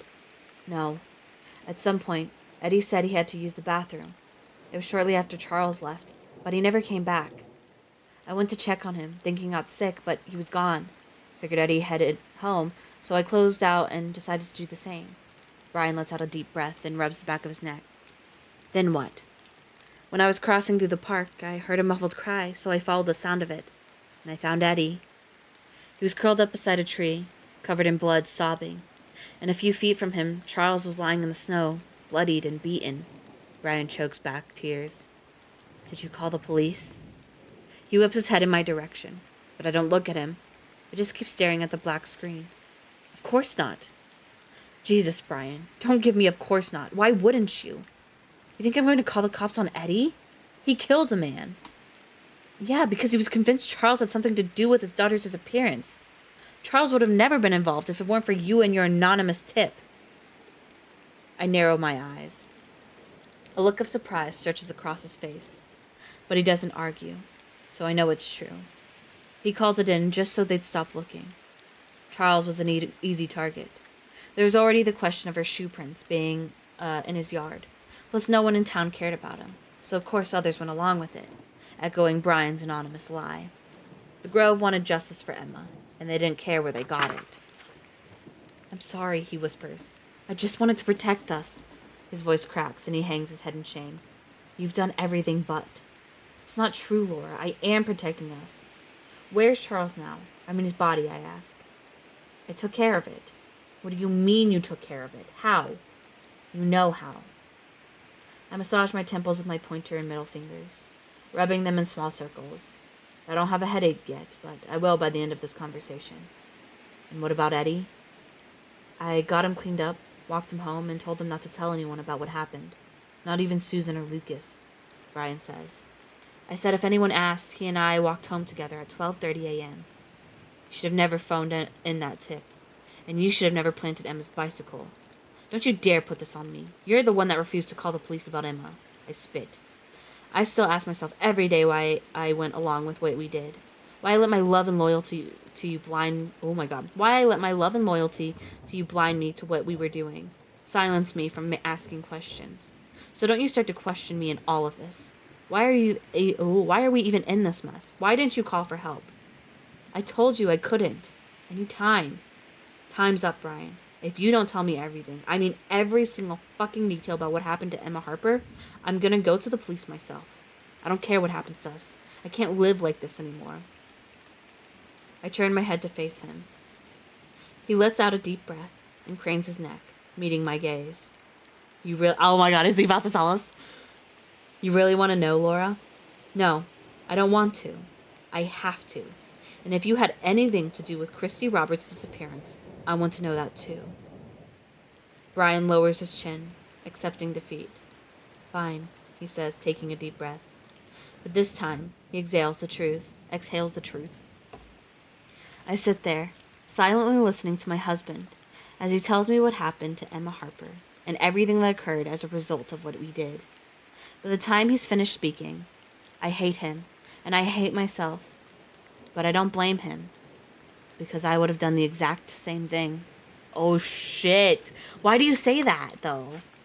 Why is she saying that, though? What why would she do the exact same thing? Like, she hates him, but she understands. Oh, it's getting good. We're almost at the end, guys. Ah! I can't wait to know what happens. Okay. Chapter 39. Nicole. The tires on Michael's rental car screech as he peels out of the driveway, hurling down the road at 40 plus miles per hour. He didn't even grab his belongings. He just left. Beth stomps off in the opposite direction toward the house. The front door slams with a bang, punctuating her rage. The fire is still ablaze, burning through the boxes. With no one feeding it, it'll be out within the hour. Just a pile of embers and ash. It's true what they say. Nothing lasts forever. A light breeze tickles my bare arm. It hasn't felt anything but the cast that encased it for the past 4 weeks. The doctor finally removed it today. He said my arm was strong enough to not need the extra support. That might be true for my arm, but I'm not so sure it's true for me. Inside the house, I call Beth's name. I can't remember the last time I've seen her so upset. Maybe when Dad went missing. Maybe when she blew out her knee. Or maybe with me. The glass sliding door to the deck is slightly ajar. The wind whips through the crack, whistling. I go to close it and see Beth's head bobbing up and down as she stomps across the hillside, heading toward the valley. One hand is a balled-up fist by her side, while the other clutches a spiral notebook. It looks like one of Mom's journals. I wonder if she's also going to incinerate that. I consider going after her, but figure she wants to be alone. I can put out any fire she might start, but I can't extinguish the one burning inside of her. When the valley swallows Beth, my eyes go up to the bare trees. They've been stripped of nearly all their leaves. Their most fragile organs, expelled to conserve energy in order to endure the winter season. Sometimes you have to lose parts of yourself just to survive. The sky has darkened to a steel gray. In the distance, thick, bulbous clouds pile on top of one another, brewing a storm as they head in our direction. How fitting. Stacks of boxes still fill the living room, even though Beth burned at least a dozen of them. I drift down the hallway toward my bedroom. I don't know what to do with myself now. The sealed white envelope sits propped against my bedside lamp. Nicole is written across it in my mother's handwriting. I haven't opened it yet. I remember the instructions the lawyer provided when he handed us such an envelope. Your mother requests you don't open until after the funeral. That was yesterday. I pick it up and turn it over. A piece of Scotch tape holds the flap down, sealing the words Mom left for me. My fingers pick at the sticky adhesive. What did she want to tell me? Lifting the flap, I pull out a folded piece of computer paper. It looks like a piece of scrap because about a third of its length is missing. I wonder why she didn't use a full sheet. Did she not have much to say? One side is blank, but the other has 2 lines of her handwriting. My eyes scan the words. There's not many of them, but I read them over and over anyway, ingesting every letter. A teardrop splashes onto the paper, making the word deserved bleed black ink. Another tear lands on the word wanted. My breath becomes rapid and frenzied, expiring from my nose in short, quick bursts. My skin warms as the blood underneath begins to boil. The letter slips from my hands and slowly floats to the floor. I mouth my mother's parting words once more. You're not the child I wanted, but you're the one I deserved. Regretfully, your mother. Oh, shit. Oh, well, that's just so unfortunate. Oh, my God. Oh, I was like, oh my gosh, it says deserved and wanted, and then it was like, you're not the child I wanted, but you're the one I deserved. Oh no. Yikes. That's so unfortunate. Okay, anyway, on to chapter 40. Imagine that being the last words that your, like, mom says to you, like, not even, like, to your face, but in a fucking letter, like, made of scrap paper, like you weren't even fucking worth it. Oh, I'd be pissed. I think I'd start burning shit, too. Chapter 40. Beth. The rain doesn't fall today. It crashes, hurls, bombards, punishes. It's like the sky is angry, making a show of its displeasure. My grip tightens around the wooden handle of a shovel as I drag it behind me, trudging through the long grass. Clutched in my other hand... what's that noise? Oh, it's Harvest. Clutched in my other hand is one of my mother's rolled-up notebooks, open to an entry dated August 15, 1999, 2 months after Emma went missing. It was the last line that stuck out to me. She wrote, I've learned there's a lot of things you can bury, but the past isn't one of them. Emma Harper was never found, and I think that's because she never left this land. I can hear the creek up ahead, babbling like it's trying to talk, trying to tell secrets its mouth swallowed 2 decades before. Without the VHS tape, I have nothing to prove to Lucas that I'm telling the truth. And without Lucas, I have nothing. The rain softens and muddies the ground, making it easier for the blade of my shovel to pierce. You're not the child I wanted, but you're the one I deserved because I killed a person. Jesus. It's as though it wants me to unearth the past my parents buried. I start underneath the bridge where Highway X runs over the creek. This is where she was in the video, lying underneath the overpass. The muscles in my arms explode as I dig, scooping up heaping piles of dirt and tossing them aside. Hi, Cheechin. Oh, was it good? You're gonna have to tell me about it. I need you to actually tell me what the ending is because I was looking it up earlier and I couldn't find anyone fucking spoiling the ending. So I need you to do that for me in Discord, okay? I need you to send me what the ending was. What if you just lie? I think I would actually just cry. Yeah, it's out. It's out. It came out today. I've seen listen. I've seen clips from the movie already. Oh, hi. Welcome in, Mama Midnight. I love your name, by the way. I know. I'm debating if I want to see it this weekend or if I want to see it like sometime this coming up week. Thought it was out on Friday, Saturday. Well, it depends on the I think place. Ours came out Thursday. Like it came out for us Thursday. I think some people said it was coming out like Friday, Saturday in their areas and whatnot. But oh my gosh, I need you to spoil the ending for me, Chichin. Please. I am begging you. Because, well, I guess realistically, there's probably going to be spoilers out in like a day or two, but like I'm very impatient, okay? I would rather just know now. I think the official date is the 29th, but it shows slightly earlier, yeah. Okay, anyway, I'm going to continue reading. But welcome in, Mama Midnight. I am Pocket of Time. Pocket when she can't survive without a spoiler. Whatever. Oh my god. Where is it?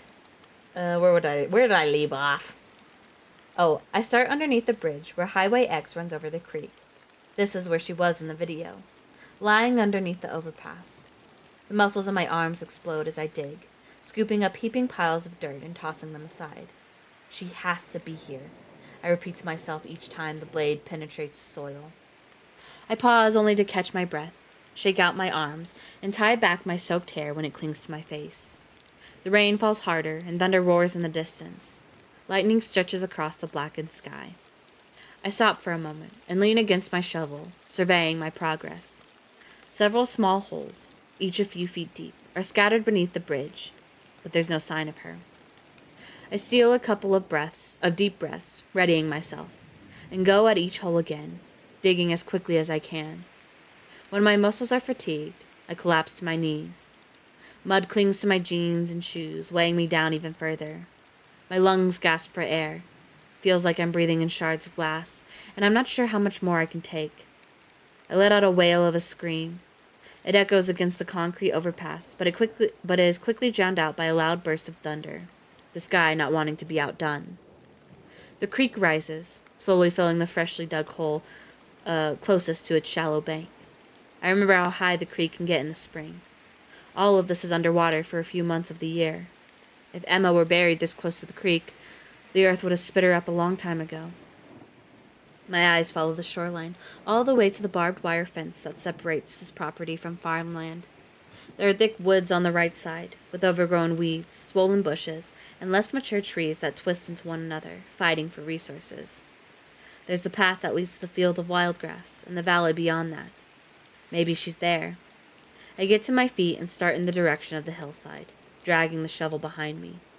If I don't find Emma, no one ever will. Just before I reach the wild grass, the chime of a bell stops me in my tracks. The wind whips, and there's that chime again. I hold my breath to hear it better, to figure out where it's coming from. It rings from somewhere deep in the twisted woods. Pushing past low-hanging branches, I climb over fallen trees, step around burdocks and thistles. I use the shovel to hack through a wall of lush weeds, of lush weeds that have grown into a dead bush.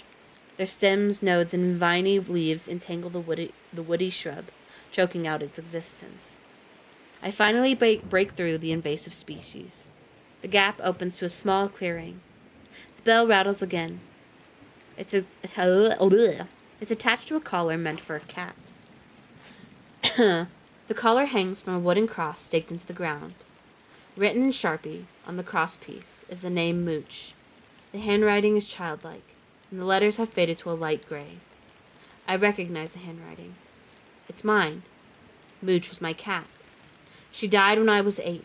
Another cross stands a few feet away. The name Timmy is written across it, our first family dog. Another cross bears the name Sasha, another dog. The shovel slips from my fingers, thudding against the ground. I fall to my knees and weep for the past. When there are no more tears left to cry, I pick my head back up and scan the clearing. Raindrops slither through the snaking branches above. I had a dog named Sasha. Hashtag relatable. I don't really think you want to have anything related to this book. A bolt of lightning briefly illuminates the sky. The thunder booms and rumbles. I let out a heavy sigh and get to my feet. My eyes go to the crosses, and I realize there are more of them. 6, to be exact. 2 rows of 3 stood on either side of the clearing. Timmy, Sasha, Mooch, Butterfly, Goofy, and Garfield. I inched closer to the opposite end of the clearing where the other 3 crossed a strand. Butterfly, Goofy, and Garfield. Oh my gosh. It's them. Butterfly, I say out loud. But the name feels foreign. Not one I've ever called out. I don't remember having a pet named Butterfly. Maybe Mom and Dad did after I moved out. But I would remember that. The shovel spikes through the dirt in front of the cross labeled Butterfly. I dig until my muscles are weak, and then I push past the weakness and keep digging. The hole grows deeper and wider, until finally the spade hits a hard object. I drop to my knees and use my hands to scoop and scrape away the soil, unearthing whatever it is that's been buried. When it comes into view, I gasp for air, falling backward, choking, unable to breathe. It's a skeleton, but it's not an animal. No, the Garfield was the dude, Charles Gallagher. Because remember, he smiled at the Garfield thing, so... Oh, that's so sad. Each of their names represents, like, them. Oh... Okay, we're in the next chapter. We're in Nicole's chapter. Oh... Yeah, Charles was killed. Yeah, 3 people were killed. So... Charles died because Eddie, the father of the girl that got killed, like the first girl that got killed, killed Charlie. And so Eddie and Brian hid the body and buried it. No. That was in the past. Laura. That was in the past. Laura went and saw Charles. In the past. Yeah. And then the other girl, besides the main girl that we know died, the one that was found under the bridge, there was another girl, Christy. She was killed, or she, quote unquote, went missing, but we now know she's dead because they just found her grave, or Beth found her grave. I think she was killed because she was figuring out who the actual killer was, and so she got murked for it, but anyway. But yeah. Anyway, chapter 41, Nicole. I slam on the brakes. The tires skid across the wet concrete as I throw my mom's station wagon into park in front of the U.S. Bank. Well, technically, it's my station wagon now. I don't remember the drive here. I don't remember seeing a road or other cars or street signs. It was like I was underwater the whole time. My senses drowned out. I glance at myself in the rearview mirror. Blood vessels have ruptured around my eyes, leaving a spattering of tiny purple and red dots. It could have been from holding in a scream until it felt like my head was going to explode. My mascara is smeared and streaked down my cheeks. I wipe it away and try to compose myself, smoothing out my hair and dabbing my eyes. The rain drums against the windshield. I don't know why I said windshield like that. Windshield. Hold on. The rain drums against the windshield. I unclench my hand, revealing a small silver key surrounded by a palm of bloody gouges. The air stings in my skin that's been frayed from squeezing it too tightly. I take a couple of deep breaths. The lockbox Mom left for Beth is in this bank, and I'm sure it must contain some money, or at least something of value I can sell. My hands shake, and my collapsed vein almost seems to bounce at the mere thought of a high. The little prick of the skin, the red cloud, the rush, the feeling of a full body massage from the inside out. All of my problems gone in an instant. And Mom's words forgotten. It's exactly what I need. I put on a pair of sunglasses and step out of the vehicle, racing for the door to escape the rain. Inside the bank, I'm greeted by an older woman wearing a name tag that says Mel. Her eyes skim over me, tightening and relaxing like she's made her judgment. She asks how she can help and purses her thin lips. I retrieve a piece of paper from my bag and slide it under the glass window that separates me from her. I'd like to access a safe deposit box. The woman brings the paper to her line of sight and examines it. And you're Laura Thomas? No, I'm her daughter. She passed away this week. Mel tilts her head and delivers a sympathetic look. I'm very sorry for your loss. Thanks, I say. Do you have a death certificate? I keep choking. My mouth is dry. Do you have a death certificate? I shake my head. The bank teller glances at the paper again before typing on her computer. Let me see what I can do. Her eyes scan left to right on her screen. It says here that Elizabeth Thomas is authorized to access the lockbox. I assume that's you? That's right, I nod. Fucking lying bitch. Alright, I'll just need to see an ID. She delivers a faint smile. I start to dig through my bag, pretending to look for something I know I don't have. My hands shake as I flip through notebooks and journals. I must have forgotten it at home, I say, slumping my shoulders. Mel pulls her chin in. I'm very sorry. I can't do anything without a proper ID. Please, I beg. I can't. I'm sorry. I pull my sunglasses off for only a moment to wipe the tears away. The woman offers an even more sympathetic look. It's clear she feels bad. Loss is a shared experience, and it's why we give to others when they are going through it. Casseroles, money, flowers, even a break. She looks over her shoulder toward an open door at the other end of the bank. Voices murmur inside of the room. Her eyes dart to me. Do you have the lockbox key? I pull it from my pocket and hold it up. Okay, if anyone asks, you showed ID. This bitch is gonna get fired, she says with a small smile. I nod. Mel escorts me through the back, her heels clicking along the tile floor. It leads to a large vault door, which requires several keys and a code to open. Behind it is a room lined with metal boxes, stacked floor to ceiling. She walks to one labeled 1407 and inserts a key. Looking over her shoulder, she says, Yours goes here. I slide mine into the keyhole, and we turn them at the same time. A little door pops open. Mel pulls out a long metal box and places it on the table in the center of the room. I'll give you a moment, she says. Mr. Krabs side plot. I thank her, and she exits, leaving me alone with the items my mother left behind. Ones that will help set me free. I pause, letting out a deep breath before opening the safe deposit box. There are no stacks of money, no rare pieces of jewelry, no valuables I could pawn off. There's just a sealed manila envelope with the words, The Truth, scrawled across it in my mother's handwriting. I pick it up, running my fingers over it. There's more than a letter in here. It's bumpy in some areas. Undoing the metal clip, I open the flap and dump the contents of the envelope back into the box.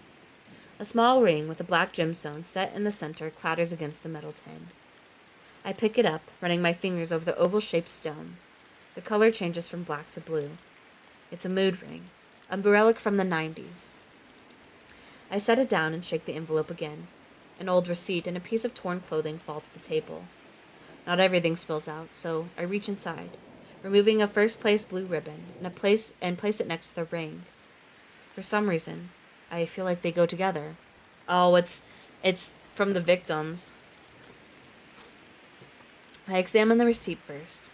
It's for a money order for $5,000. I recognize the name. It was made out to, and my father's signature at the bottom of it. My fingers go to the frayed, ripped fabric. It looks like it used to be black, but faded to dark gray. I turn it over, and stitched to the other side is a name. I recognize that name too. My hand dips into the envelope, retrieving a letter. Carefully, I unfold it, already knowing the words inside are going to separate my life in two. Before I knew the truth and the aftermath. I read the letter, gasping at every startling admission. It's unbelievable. So much so, it feels like I'm reading a work of fiction. But it's not. It's the truth. An ugly one at that. I reach the final line. I've taken these secrets to the grave, but that's as far as I can take them. Laura Thomas. And that is the end of chapter 41. On to 42, guys. We're almost there. We're almost at the end. Oh my god, I'm so excited. We're almost there. Oh, hold on. You know what's better than 41? 42. Anyway, chapter 42, Beth. I think this is when the chapters start getting real short. Okay. Or at least some of them. 42, Beth. I don't stop shoveling until the plots for Butterfly, Goofy, and Garfield are all dug up. And when I do, I collapse, staring straight up at the tangled branches, the dark sky above them. The wet mud isn't the dirtiest thing I'm covered in. It's the deceit, the grief, the shame. Rain slithers through the natural formed canopy, splashing onto my sweaty skin. I know it's thundering because I can feel the vibration in the soil, but I can't hear it. I can't hear anything except my own heart pounding inside my chest. Every thump feels like a warning. Run, leave, tell someone, do something. But I just lie there, gasping for air, trying to understand how this could have happened. All of it. I think I might be crying too.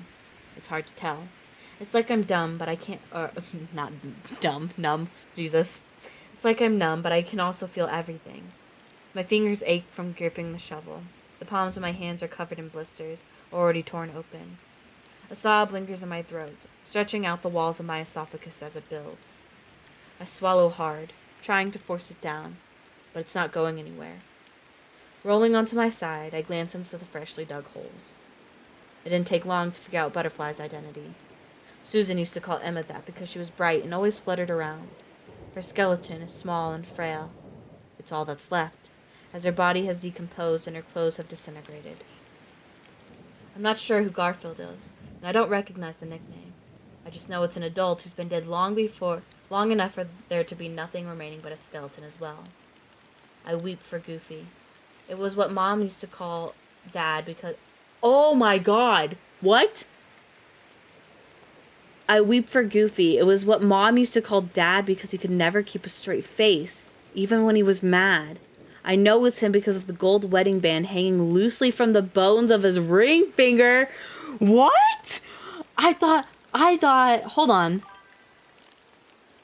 Wait, what? No, that doesn't make sense. I thought it was gonna be Christy, because they said she went missing, but what?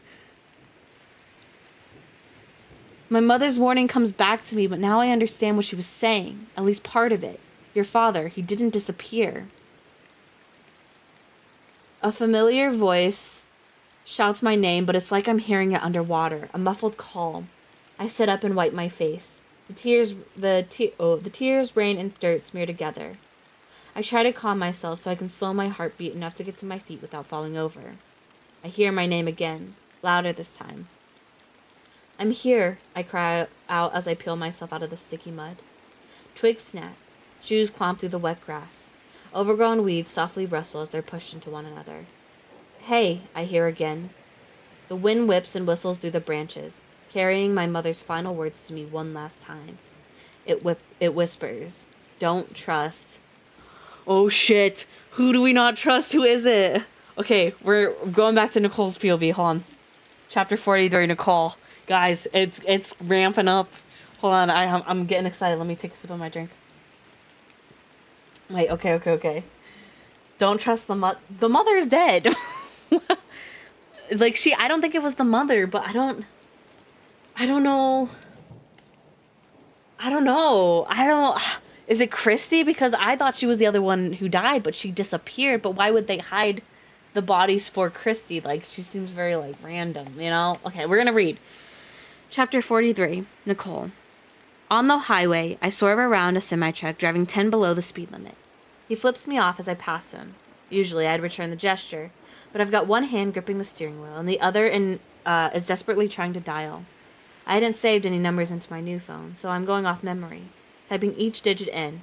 It goes straight to voicemail. I call again and again, and every time it goes straight to voicemail. Frustrated, I toss the phone onto the passenger seat and grasp the steering wheel with both hands. My foot presses harder on the gas pedal, taking the station wagon from 70 up to 80.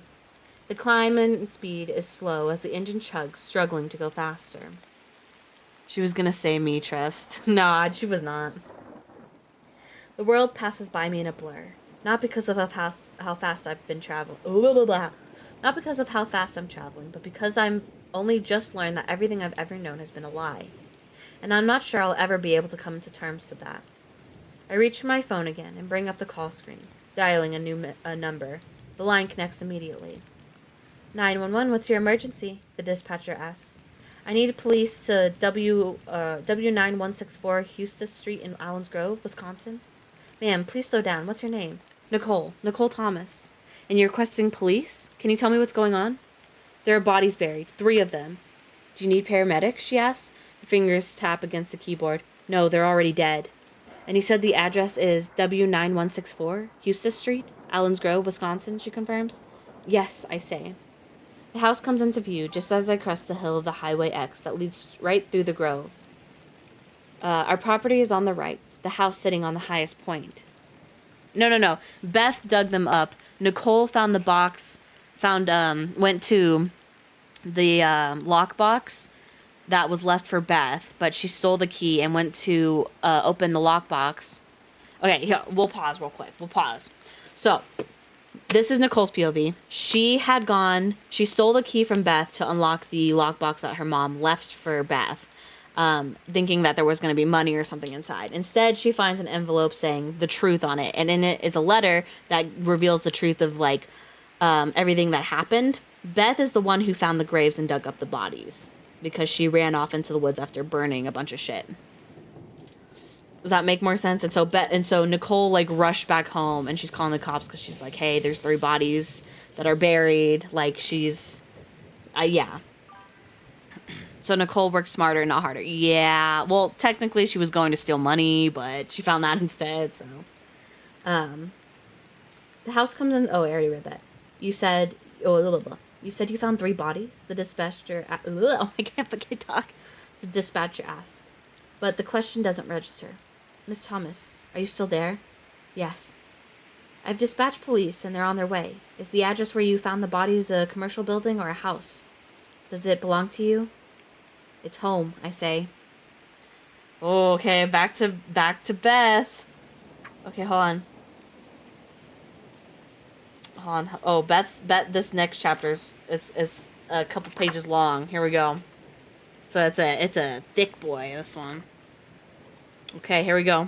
Chapter 44, Beth. Before he can break through the wall of overgrown weeds, I'm already slipping through it. Startled, he jumps and looks me up and down, taking in my disheveled appearance. I keep my distance, putting 6 feet between us. The rain still falls, but lightly now. What are you doing here, I ask. Lucas glances down at his boots and then back to me. I came to find you. Why? I take the smallest step back. Oh my god, was it Lucas? Was it Lucas? Oh shit. Oh, but why is he there now? I take the smallest step back, putting another foot between us. A rock lays by my shoe, large enough to do some damage, but light enough for me to pick up. My gaze goes to Lucas again. I study his face. Did he know already? Is that why he seemed to be snooping around the house, looking for something? Is that why he stormed off? Was I close to figuring it out, and he needed to break me? Oh, maybe. I don't know. I'm not sure, but why would the parents hide that? Whatever. I'm not sure what to say, because I don't know if I can trust him, so I just stare back. You look like you've seen a ghost, Beth, he says, taking a small step toward me. I nearly flinch. I glance at the tangled web of overgrowth behind me. The truth isn't there. The entire mess of 20-plus years reduced to 3 holes in the mud. I can prove I wasn't lying to him, even if it means tarnishing my own parents. I can give him closure, answers. No, I don't know. We're gonna find out, though. Don't trust. Maybe he already has the answers. Maybe he already has closure, and he's here now to ensure that closure stays buried. Lucas, how did you know I was down here? I took the trash out, and then I was standing at the top of your driveway, deciding whether or not to come talk to you. I felt bad about the way we left things. I heard you scream, and I came running. I just stare. There are too many emotions and questions swirling around my brain to think clearly. I don't remember screaming, but maybe I did. I can't even remember digging up the graves anymore. Beth, are you hurt? Lucas asks, taking another step toward me. I shake my head and take an equal step back. Then why were you screaming? Was I? He gives me a peculiar look. Yeah, but why? Because I found something? What? What did you find? His blue eyes pull me in like ocean's tide. I can't resist him, even if I'm not sure I can trust him. Emma, I say. His mouth falls open, and his eyes go go so wide that I think they might split at the corners. Before I can speak or react or call me a liar, I say, "And my dad." "What? Your dad left town years ago." "No, he didn't, Lucas." My bottom lip quivers. "He's been here this whole time." "I don't understand what you're saying." "They're dead. They're buried in holes in the fucking ground behind me. What don't you get?" "How?" He shakes his head in disbelief as tears spill from his eyes. "And who put them here?" "I told you my parents had something to do with Emma's disappearance. They must have been the ones that buried her in there." I pointed to the wall of tangled weeds that have concealed my parents' dark secret all these years. "But I don't know who buried my dad or the person in the grave next to his." Tears fall in a never-ending stream. I'm shaking, and I can barely see. My heart beats so fast, it feels like it's not beating at all. It's just a continuous hum. The color drains from Lucas's face as he registers what I'm saying. "There are 3 bodies?" "It's just bones, but yeah, there are 3 of them." "Beth, did your parents kill my sister?" His voice cracks. The sadness is gone from his face, giving way to only anger. The red streaks from his tear tracks have melted, filling every bloodshot branch and tendril as they crack and fissure across the whites of his eyes. "I don't know, Lucas." He balls up his fists, and a thick vein throbs in his neck. I take another step back, worried at how angry he is, and scared that he might erupt at any moment. A dormant volcano ready to let loose after decades of inactivity. Lucas looks at me with narrowed, accusatory eyes. "Do you think they killed my sister?" "I don't know." I tell him I'm sorry because I don't know what else to say. Questions flood my brain, trying to make sense of it all. Why would they kill Emma? No, they couldn't have. Not Mom or Dad. But if they didn't kill her, why would they get rid of her body rather than call the police? Why would they risk going to prison? Why cause so much pain and mistrust and sorrow, especially when they had young Oh my God. I let out a gasp as realization sets in and the pieces start falling into place. Lucas looks at me with wild, tearful eyes. "What is it?" "Don't trust," I say. He takes another step forward. "What? Don't trust what?" "Not what." "Who?" Oh my God, it is one of them. No, wait, hold on. Because if Beth is just now realizing this, and Nicole called the cops to... Oh my God, please don't tell me it's fucking Michael. Because I'll actually be so fucking pissed. Oh my God. No. No, because then that means Lemus is right. Shit. No, okay, we're gonna keep reading, because maybe we're wrong. Not what, who. I hang my head, shaking it back and forth in disbelief. "Who shouldn't you trust, Beth?" he asks. "That means you like..." "No, don't say that!" He asks. The sound of metal hitting bone twangs with a dull thud, immediately muffled out of existence by the rain and wind. My head snaps up, just as Lucas falls to the ground. Oh shit. Blood gushing from where the shovel connected with his skull. I want to run to him, but I can't. I want to run away, but I can't do that either. Neither fight nor flight has kicked in. I'm frozen in fear and disbelief, completely immobilized. "You should have just left the past in the past, Beth," Michael says, gripping the... Not Michael! Fuck! Oh, shit! Michael! Oh, no! Why? I thought you were such a good guy. What the fuck? Oh, shit. Oh, man. Oh. I stumble backward, several steps, putting more distance between him and me. Lucas lies still in the tall glass. I locked that in Jeopardy style. Whatever. I focus for a moment on his back and watch his lungs slightly expand and contract. He's breathing. He's still alive. Oh my God, Lemus. Yeah, I don't want to talk to you. I'm bad. I'm so mad. Fucking give him a recap. Give him a recap. Someone give him a recap. Lawyer, give him a recap.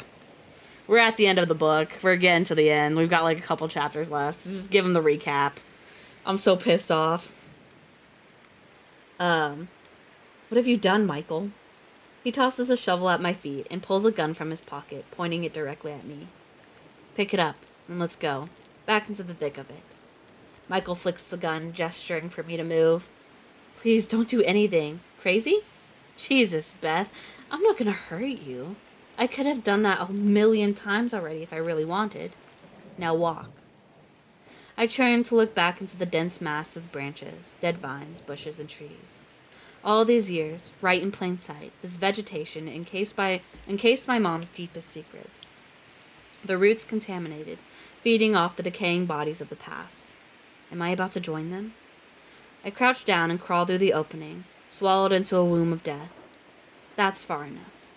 Now turn around, he says, passing through the clearing and standing upright. My eyes go to the graves and the remains inside of them. This is why you wanted the house so badly. Oh, shit, why am I reading right? This is why you wanted the house so badly, isn't it? Hold on. So basically, Beth went under highway to dig up bodies and found 3. Nicole also knows where the bodies are now. She called police, so I told you Puckett. Michael was showing killer signs, and also when you... No! That's not true! That's not true! Oh my god. I'm sorry. But, like, he was so good. I'm not blind. I'm not. How was... Oh, this is why I don't like this. This is why I read the endings of things, because I don't like not knowing and then being surprised about it. I fucking hate that. Anyway. Where is it? Ding, ding, ding. If someone would have just let me give her a ton of money for this dumpy piece of shit house, we would all be on our merry way. But nope, you just couldn't do that, Beth. You can have the house, I say. Oh, it's too late for that. Who else knows about this? Just me. Where's Nicole? He scans the area and listens for movement through the storm. I don't know. Michael, you said you didn't send for serial killers, but you did. Stop.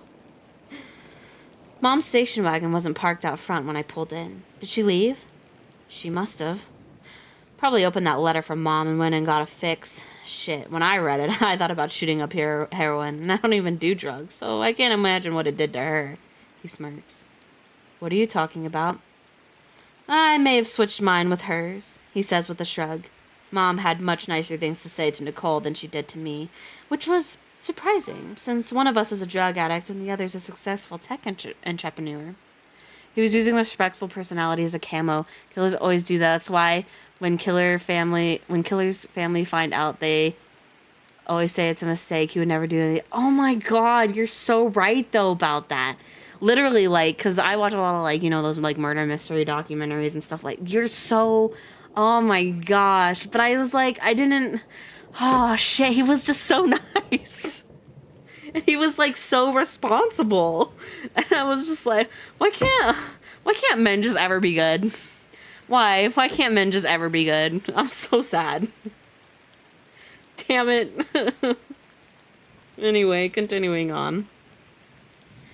Yeah, and one of you is a murderer. So I bet for Mom, that canceled out your success. I'm not a murderer, he says in a serious tone while standing stone-faced. I gesture to the holes. Then why are you pointing a gun at me while hovering over 3 unmarked graves? His eyes shift to the holes and he sighs, lowering the gun to his side. But I notice his finger is still on the trigger. I like Michael more that he's proving people right. Did you kill Emma? I ask. No, it was an accident. How? If it were an accident, Mom and Dad wouldn't have buried her. They would have called the police. Maybe. Maybe not, he shrugs. It's hard to know what someone will do in a stressful situation. What happened? I press. He pulls his lips in. Does it matter? She's dead. Has been for a really long time. It matters to me. Like I said, it was an accident. His nostrils flare. How? We were playing down by the creek, skipping rocks, just goofing around. We climbed the hillside to the bridge so we could skip rocks from up high. Emma leaned over the guardrail and pretended she was in that Titanic movie, arms out, declaring she was the queen of the world. There's a sheen to his eyes. But he speaks with no emotion, like he's reading from a cue card. A rehearsed speech. Oh my god, he's fucking crazy! I thought it'd be funny to scare Emma, so I ran at her like I was going to push her off. I wasn't going to. But she turned in time to see me running and got startled. She leapt back and fell. Michael lets out a sigh and blinks 5 or 6 times, as though there's distance between himself and his story. She missed the creek by a foot, hitting the bank instead. Her head must have caught a rock because there was blood everywhere. His jaw tightens. I tried to wake her, but she wouldn't move. I was just a child. I didn't know what to do, so I covered her with brush like we were playing a game of hide and seek. I'm guessing he basically frames his family and then got an addiction for killing. And also, you forget many killers do use child. I know, I did forget that. You're so right. Yeah, you're right about that. That's very accurate. What about Dad? I told him what happened later that night after everyone got back from searching for Emma. He cried and he helped me and he said he would take care of it. I'm not sure I believe him, but I'll pretend I do because his finger is still on the trigger. But why is Dad laying in one of those graves? He looks at the holes again and then back at me. How do you know it's him? Because he's wearing his wedding ring. Michael nods and his mouth forms a hard line. I don't know what happened to Dad. Did you know he was buried here? No, I don't believe him. He just learned that our dad is dead and buried in that hole, and he's not shocked or sad or devastated. He had to have known. I want to scream, but I need to stay calm. I need to keep him talking because he might be the only person alive that knows the truth of how these 3 bodies ended up buried in our parents' property. But, like, Beth is still my least favorite person. Literally, she's still also my least favorite. I still don't like Beth. I'm switching my like, though. I like Nicole. Like, she's lucky, is what I'll say. I like her luckiness. Whatever. Where was I? Why didn't you ever come home after Dad disappeared? Because it wasn't home to me anymore, he says with a shrug. Another lie. His hand grips the gun a little tighter. Who's in the 3rd grave, I ask. Your guess is as good as mine. I only knew about Emma's. And Dad's, I correct. Michael lets out a heavy sigh and shakes his head. The guilt put him in that hole more than I did. What do you mean? Dad never forgave me for what happened to Emma, and he never forgave himself for his part in it. Can you blame him? Yeah, I can, he yells suddenly. It was an accident, and I was a kid. He could have gone to the authorities, but he chose not to. The memory of Dad pushing me off my bike and out of the way of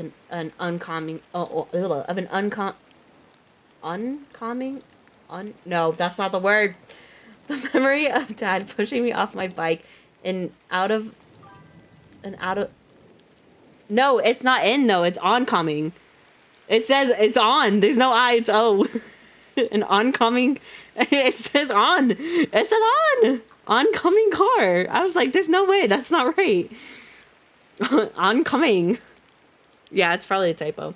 Of an incoming car floods my mind.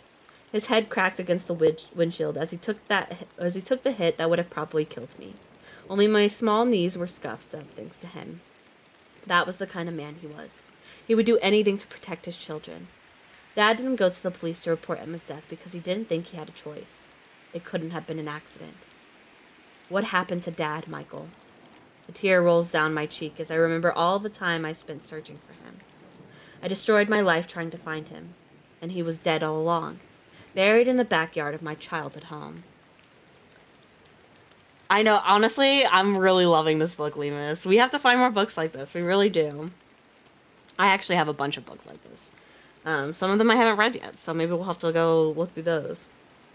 Where was I? I destroyed my life trying to find him, and he was dead all along, buried in the backyard of my childhood home. Like I said, he never forgave me or himself. There's anger and resentment in his voice. I came home 7 years ago. The girl I was dating had passed away unexpectedly, and I wanted my mom and dad. I was depressed and broken and alone. It doesn't matter how old you get. Sometimes you just need your parents. Man, I should work in the FBI. I'm good at knowing killers. Yeah. Where was I? Oh, shit. I lift a brow. Did you kill her? Your girlfriend? Fuck you, Beth, he spits. You're just like Dad. That's exactly what he thought, and he wouldn't believe otherwise. He kept asking questions after question Or he kept asking question after question while I was grieving, or at least trying to. I could see it on his face. He thought I was some psycho killer. Michael shakes his head and scoffs. It was obvious he regretted protecting me. He thought he'd made a mistake. I know, literally. Well, if you look at the title, display number 1, home is where the bodies are. So I think the title kind of really gave away where the bodies were. And, I should have thought of that. Like, I should have been thinking about, like, especially when they were trying to find, like, Emma's body. Like, I didn't even think about the title. I was like, I was really trying to figure out, I was like, man, where is this chick's body at? Like, where did they bury her? A fucking home. They buried her at home. For real. Anyway. Next page. You can't be sure he thought that, I say. You're right. I wasn't sure. Until I was. What do you mean? Tad went off on me, screaming, how many more holes do I have to dig back here, Michael? My marriage is already buried in there, as are our souls. We are nothing because of you. And on and on. He had every right to be mad and yell, but he should have been doing that in a mirror. He made his own decisions. But then he lunged at me, wrapped his hands around my neck, and squeezed as hard as he could. He was trying to kill me, and it was self-defense. You make me sick. Yuck! I keep my eyes on Michael, watching carefully for any sudden movement. He's not looking at me anymore. He's staring off into the woods, almost in a trance, like he's reliving the memory. What about Mom? His gaze meets mine. What about her? Did she know what you did to Dad? Pocket, if you're something for the serial killer, be consistent. I still think he's a fun guy. Oh my god. She helped me bury him. Something in me breaks. Maybe it's my soul. Mom knew? How could she go along with something like that? How could she watch me lose my family while trying to find him? How could she sit back and watch Nicole destroy herself with drugs? Why would she ever let us believe that Dad was out there? Let us hope that one day he would return and walk right back into our lives. Why would she do that, I ask? Because it's what Dad would have wanted. Dad wouldn't have wanted any of this. Look what it's done to our family. Yeah, you were right about that too. Mom did help bury him. I narrow my eyes at him, realization dawning. He didn't reappear after 7 years to lay Mom to rest. He's here to make sure the past stays buried. How the hell did I get an email from Dad this week if he's lying in that hole, Michael? Ugh, come on, Beth. That's an easy one. You know how good I am with computers. But why? Why bother going through the trouble? You mean send Nicole on a wild goose chase to keep her busy? Get you two fighting so you ignore everything else, and then I buy the house and make sure it all stays buried? Simple. Same reason I erased the tape. Same reason I tore pages out of Mom's journals. And the break-in? Oh, no, that was Nicole's drug dealer. He rolls his eyes and shakes his head. You two are so easy to just nudge right off the deep end. I'd call it pathetic if it wasn't so convenient. Like little wind-up dolls marching in circles. You should have just listened to me, Beth. You should have sold me the house, taken the money, and left this place. Because now... Michael's gaze falls to the graves. You never will. While he's lost in thought and distracted, I grab my shoe and throw it at him. A mass of wet mud flings off the heel, splatting across his face. What the fuck?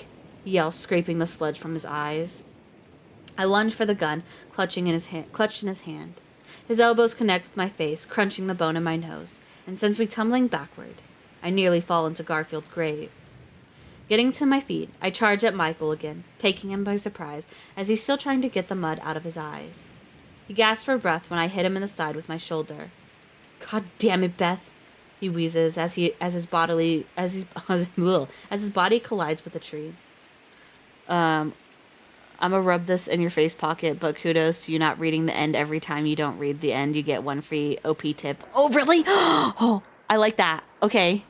Why did Beth need it spelled out that he sent the email? Literally, like, bitch, he works for a tech company. Like, what? Anyway.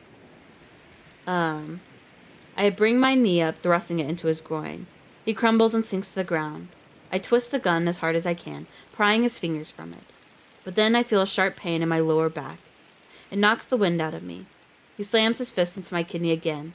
This time, I released the gun and collapsed to my knees, sucking for air and wheezing through the pain. Beth? I hear Nicole's voice in the distance. Nicole, I scream with what breath I have left. I'm down. Michael's free hand covers my mouth, smearing mud into my nostrils, pushing it through my teeth, trying to choke me into silence. You'll only get her hurt too, he seethes. Beth, she calls out again. I consider prying his hand from my mouth and screaming for Nicole. But he's right. He'll just hurt both of us. Instead, I open my mouth and use my hand to push one of Michael's fingers into it. Then I bite down as hard as I can until a new liquid besides mud and water begins sloshing around my mouth. Michael screams and clocks me right in the face with a gun. A stream of warm liquid gushes from my nose and lips. My mouth involuntarily opens as I shriek in agony. He pulls his mangled finger free from my teeth. I spit out my blood, and Michael's trying to plead, but no words come out. I spit out my blood and Michael's, trying to plead, but no words come out. Oh shit, where was I? I literally looked away. Oh. I don't know why I even thought I could have a civil conversation with you, Beth. He stands over me with the gun pointing it right at my head. I put my hands in front of my face, shielding what I know I can't stop, and look over at the unearthed soil that I'll soon call home. The dull thud of metal on bone twangs again, and I glance up to see Michael clutching his arm. Blood spills from a fresh wound, and Nicole stands behind him with a shovel in hand. She raises it again, but her arms shake, and her movement is too slow this time. Michael drives his elbow back hard and fast, connecting with her mouth. Her lips splits open, and blood pours from it like a faucet. She stumbles, tripping over a fallen branch, her head smacking against the ground. I'm on my feet, taking 2 steps and diving toward the shovel. Michael notices my movement and lunges to beat me to it.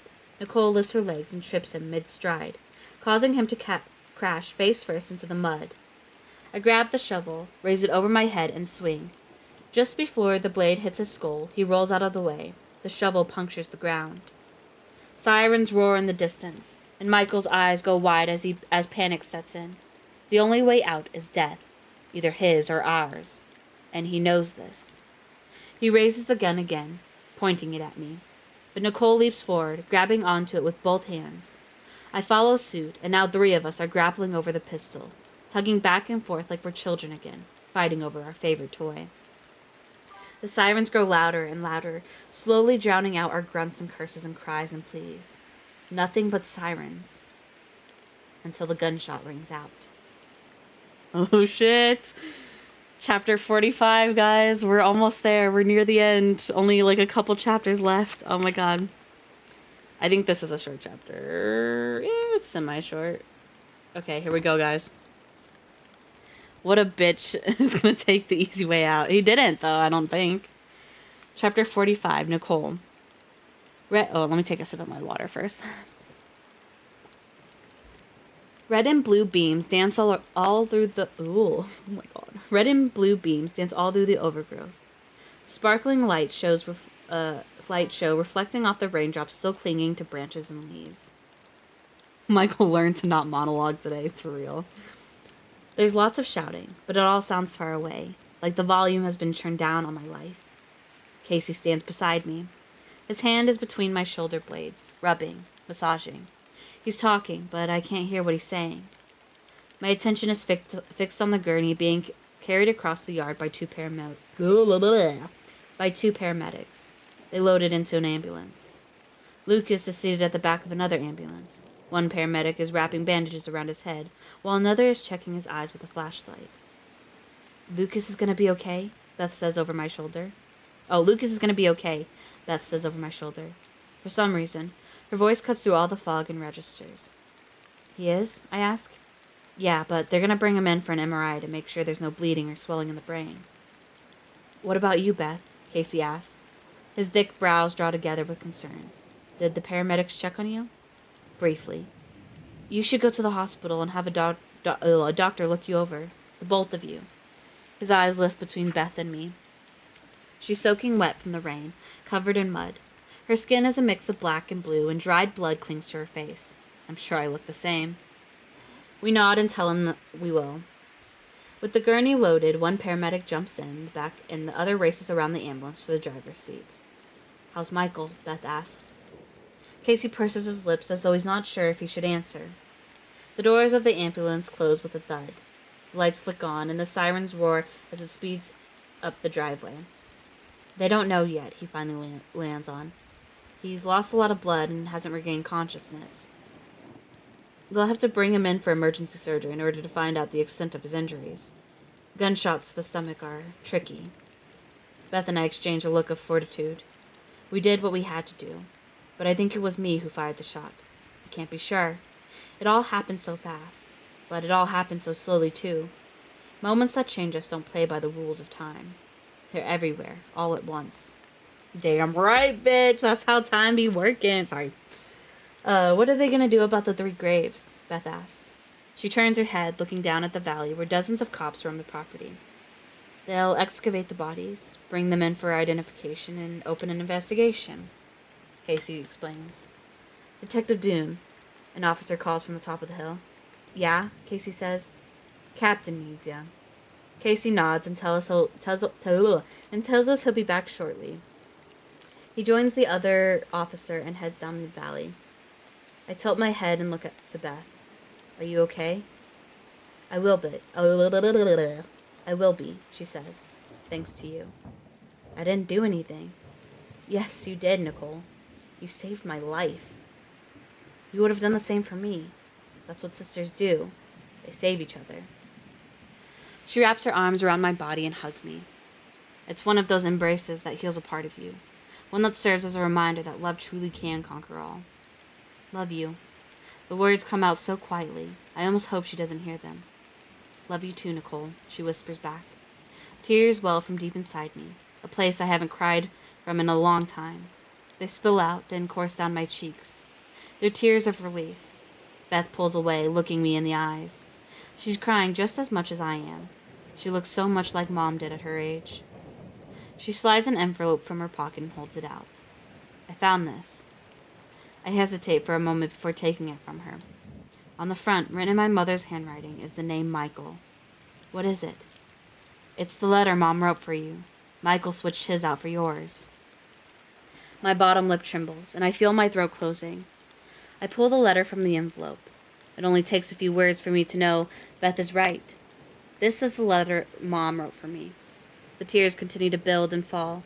I fold the letter. "You aren't going to read it?" Beth asks. I need a sip of water. "Not yet. This isn't the right moment." She places a hand on my shoulder and squeezes. "I get it. I have something for you, too." I reach into my pocket and hand Beth the key for the safe deposit box. Her brows shove together as she flips it over in her hand. "Did you open it?" "Yeah." "What was inside?" "Hold on," I say, putting a finger up. I walk to my car, parked in the driveway, and grab the manila envelope from the front seat.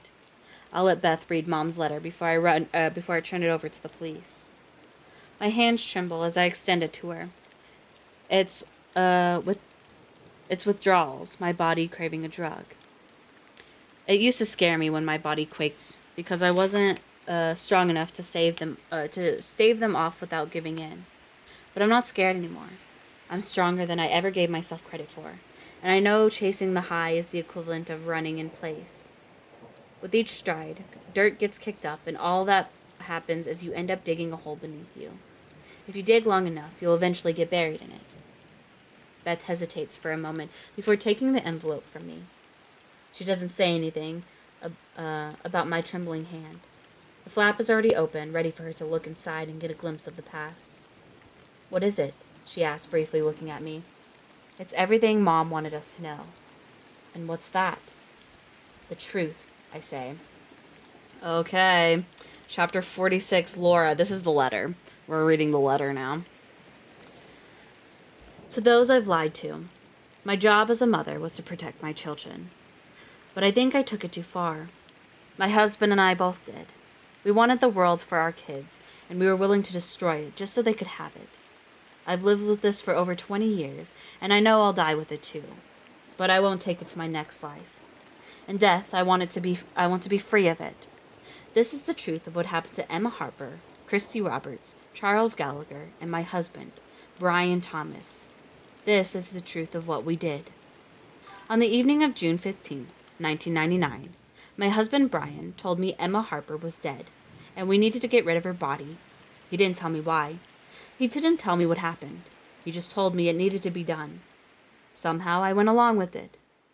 It's strange how quickly we can do the things we thought we never would. It only takes a second to make the wrong decision. After we buried her, I knew it wouldn't be the end of it, but I thought the hardest part was behind us. Ah, Dad! Not the fucking ads! Ah! Okay, there we go. It wasn't. Oh, wait, hold on. It wasn't. Seeing Emma's parents, Susan and Eddie, go through the grief of not knowing where their child was, that was the worst of it. That was far worse, sorry. In order to know what happened to Emma, we have to skip ahead to Charles. Brian called in an anonymous tip. I was overcome with guilt that he was suffering because of us, so I planted Emma's bicycle. I have to sneeze. Sorry, I sneezed right into the mic, too. Despite Charles' acquittal, Eddie was convinced he had something to do with Emma's disappearance. He killed Charles in a fit of drunken rage after leaving the boar's nest on December 27th, 1999. I turned off the rain noises. Do you want them back? I'll put them back on for you. They'll slowly come back on. December 29th, 1999. The night Charles was murdered, I learned the truth of Christy Roberts' disappearance and what happened to Emma Harper's final moments. Oh, sorry. Okay, it's back on. Damn. Eddie couldn't let it go, so he took matters into his own hands. He beat Charles to death in the Allens Grove Park. Brian cleaned up the mess and made sure Eddie wouldn't go down for it. How could he not? It was our fault that Charles was dead and that Eddie was now a murderer. Grief makes you do things you normally wouldn't do, the kind of things that splinter your soul. What happened to Emma in her final moments? You'd have to ask my son Michael about that. But I know he would lie to you, just like he did to Brian. Michael told Brian it was an accident, that he and Emma were playing down by the creek, just being kids, that she'd fallen from the bridge when he startled her. He told us he panicked and didn't know what to do, so he dragged and hid her body under the bridge, covering her with branches and long grass. No, you know what I just realized? They have so many dead pets. And one of the known traits of a serial killer or the beginnings of a serial killer is that they kill animals, right? Oh, is that why they have so many dead pet graves? I just thought of that. Oh my god. Then he went back up to the house and showered like nothing had happened. I remember making dinner that night. I prepared pork chops, mashed potatoes, and corn on the cob. Brian and I even split a bottle of Sauvignon Blanc to celebrate how well Groovin' in the Grove had gone. He and I clinked our glasses, sipped on the crisp, zesty wine, and took our seats at opposite ends of the table, completely smitten with one another. Michael sat to my right. Beth and Nicole sat to my left. I smiled at each of them, and I remember asking myself how I got so lucky. No, Michael would never. He is just a fun guy. Okay. Where was I? Oh, I really took in the moment, not realizing I'd never have one like it again. Nothing seemed out of the ordinary. We were just a happy family enjoying a home-cooked meal together. After learning the truth, that's what disturbed me most of all, that nothing seemed out of the ordinary. It wasn't until much later that evening, after we had been informed Emma was missing, and after we'd spent the night looking for her, that Michael finally confessed to Brian what had happened. I think Brian knew Michael wasn't being honest, or, at the very least, deep down in his gut, he knew. That little pang of doubt is why Brian was convinced he couldn't call the police.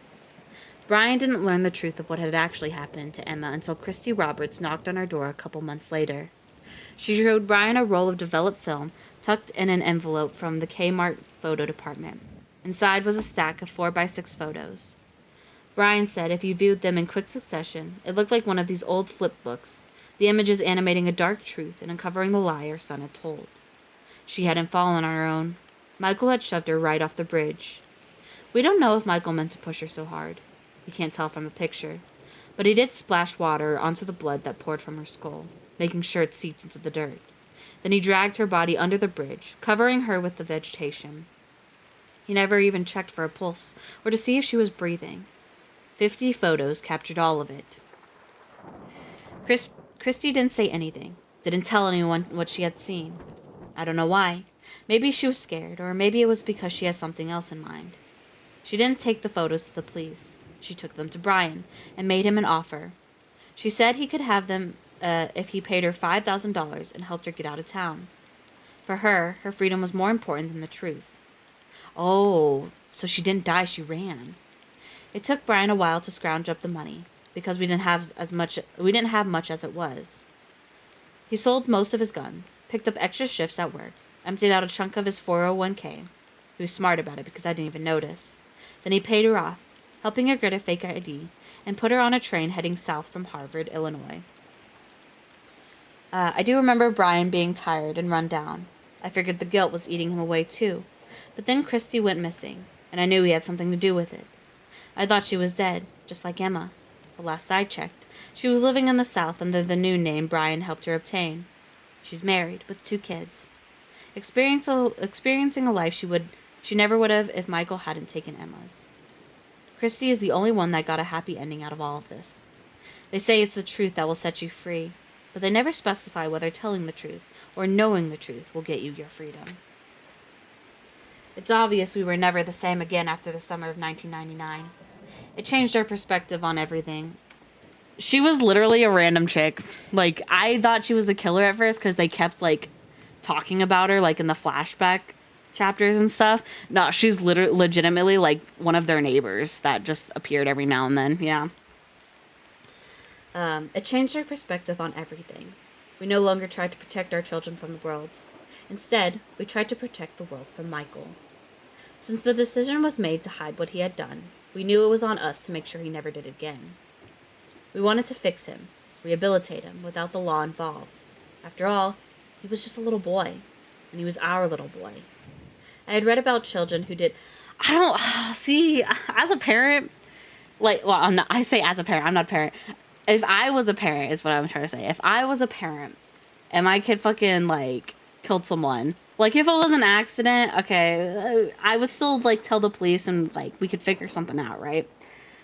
But, like, if I found out that you killed someone on purpose and you were showing all these, like, pre-serial killer tendencies, I would have been, nah, your bitch ass is going to jail. Oh, my God. That was a horrible time to raid. Welcome in, Nina. Thank you for the raid, guys. Welcome in, everyone. I'm Pocket of Time. We're finishing a book right now. I'm almost done with it. I've got like a couple chapters, like maybe 2 chapters left of it. I was ranting and said they killed a little girl. What did I do? Report that shit. First of all, I don't give no shits. If you're my kid, if you're someone else's kid, if you come and tell me that you murdered someone, police, go to jail. Don't care. I'm not. No, your ass is going to jail. I don't give no shits. Thank you for the shout out, Lemus. Thank you for doing that for me. But yes. Anyway, continuing. Oh, where was I? La la la. Where was it? Oh fuck, where was I? Where the fuck am I? Oh, here it is. Since the decision was made to hide what he had done, we knew it was on us to make sure he never did it again. We wanted to fix him, rehabilitate him without the law involved. After all, he was just a little boy, and he was our little boy. I had read about children who did very bad things, but grew up to be perfectly normal adults. Brian and I wholeheartedly believed Michael could be one of them. So we kept him busy, enrolled him in coding classes, bought him a computer, and sent him to summer camps, all in an effort to direct his energy towards something else. Brian kept a close eye on him at all times, monitoring everything he did. We smothered him with love and attention, most likely neglecting our daughters in the process. But we had to. We needed to make sure what he did to Emma was a one-off. We needed to protect our other 2 children. It was our responsibility because we'd covered it up. When Michael made good grades, graduated high school, and was accepted into a great college on a full-ride scholarship, we thought we had done the right thing. But then, he showed up at our doorstep in 2015, completely grief-stricken. He had driven 31 hours straight. He said his girlfriend had died in a freak accident and that he needed his parents. He said he took time off from work to process the loss and that he wanted to grieve at home with us. We hugged him while he cried and fell apart in our arms. I remember exchanging a quick look with Brian while we held our broken boy, and I saw it in his eyes. Regret, remorse, shame, defeat. He believed Michael had killed again. He believed we had failed as parents. The next day, the two of them got into an argument. Brian kept asking him questions, rapid fire, one after another about his girlfriend and her death. It was more like an interrogation. Michael grew angrier and angrier, but he answered each one. I tried to get them to cool off, told Brian to take it easy on him, that it could have been an accident. But I think between the guilt Brian had lived with for the previous 16 years and knowing Michael had lied to him about what happened to Emma Harper, he could never believe him again. He told Michael he had learned the truth about Emma's death. Michael denied it all. They screamed at one another, hurling insults back and forth, saying the most hurtful things they possibly could. I was in the kitchen cooking dinner when the fight turned physical. The yelling stopped. There was a crash in the back bedroom, a struggle, a thud. I turned off the burners on the stove and stomped down the hallway to break it up. But when I got there was nothing left to break up. Brian was lying on the floor, blood seeping from a crack in his skull. Michael stood over him with wide eyes. His neck was a mix of colors, deep purple spreading across his throat, beet red near his jawline, and white circle markings from where Brian's fingers had pressed into his skin. Clutched in Michael's hand was a trophy he'd won at a science camp. His father's blood coated the large wooden base. I've never cried so hard in my life. I broke a rib while sobbing. Michael said he thought Brian was going to kill him. He said he couldn't breathe, and he wasn't thinking when he struck him in the head. He said he was sorry. Garfield is the dude, Charles Gallagher. He died because the dad of the girl that disappeared thought he took the daughter or something, and so he killed him, like, in revenge. Said he was sorry. That he wished he could take it back. He claimed it was an accident. Then he said it was self-defense. I didn't know what to do, but I knew what Brian would want me to do. He spent his whole life trying to protect his children. Death wouldn't change that priority. So I told Michael this was it. This was the last time we were going to protect him. We buried Brian's body next to Emma's. That's why I chose to be cremated and have my ashes spread around the property. I knew it was the only way I could lie with my husband in death. I gave Michael the keys to Brian's truck and told him to drive it to Texas and leave it somewhere near the Mexican border. I told him to only use cash, to keep his face covered, and go back to California when he was done. I told him to pretend that he was never home. Only Brian and I had seen him anyway. I put Michael's car in storage and sold it a year later. Brian had left a note on the kitchen table a week before after we'd gotten into an argument over something silly. I can't remember now. It said, Laura, I'm sorry, love, Brian. When I filed a missing person report the next morning, I used the note from our squabble as evidence that he may have abandoned me. I said he had been suffering from depression, but I refused to go and talk to someone about it. I played the role of the concerned wife, but I wasn't concerned. I was grieving. They started an investigation, looking into me first, because it's always the wife. However, when they discovered his vehicle parked near the border, they stopped the search. After all, it's not a crime to run out on your family. Oh, yes, no problem, Nina. Hopefully your stream went well. Also, Michael was not a good guy. Reading his past, he seemed like a good guy in the present, but that was just a cover. He's a serial killer, honestly, I think. The last time I saw Michael was the day he left in Brian's truck. I hugged my boy. I told him I loved him, and I told him I never wanted to see him again. He cried. Tears came fast and heavy, streaming down his crumpled face. But I just stared back at him, stoic and emotionless. I had no desire to console my child or dry his tears or tell him everything would be all right. Every motherly instinct within me had evaporated. The maternal bond severed forever. They say the love you have for a child is unconditional. I don't believe that anymore. There are conditions. And the conditions I had for Michael was that I would love him forever and always, but only at a distance from that day forward. Listen, he killed one person, but second, I believe Dad pushed him. Well, yeah, no, I think the dad choked him out for sure.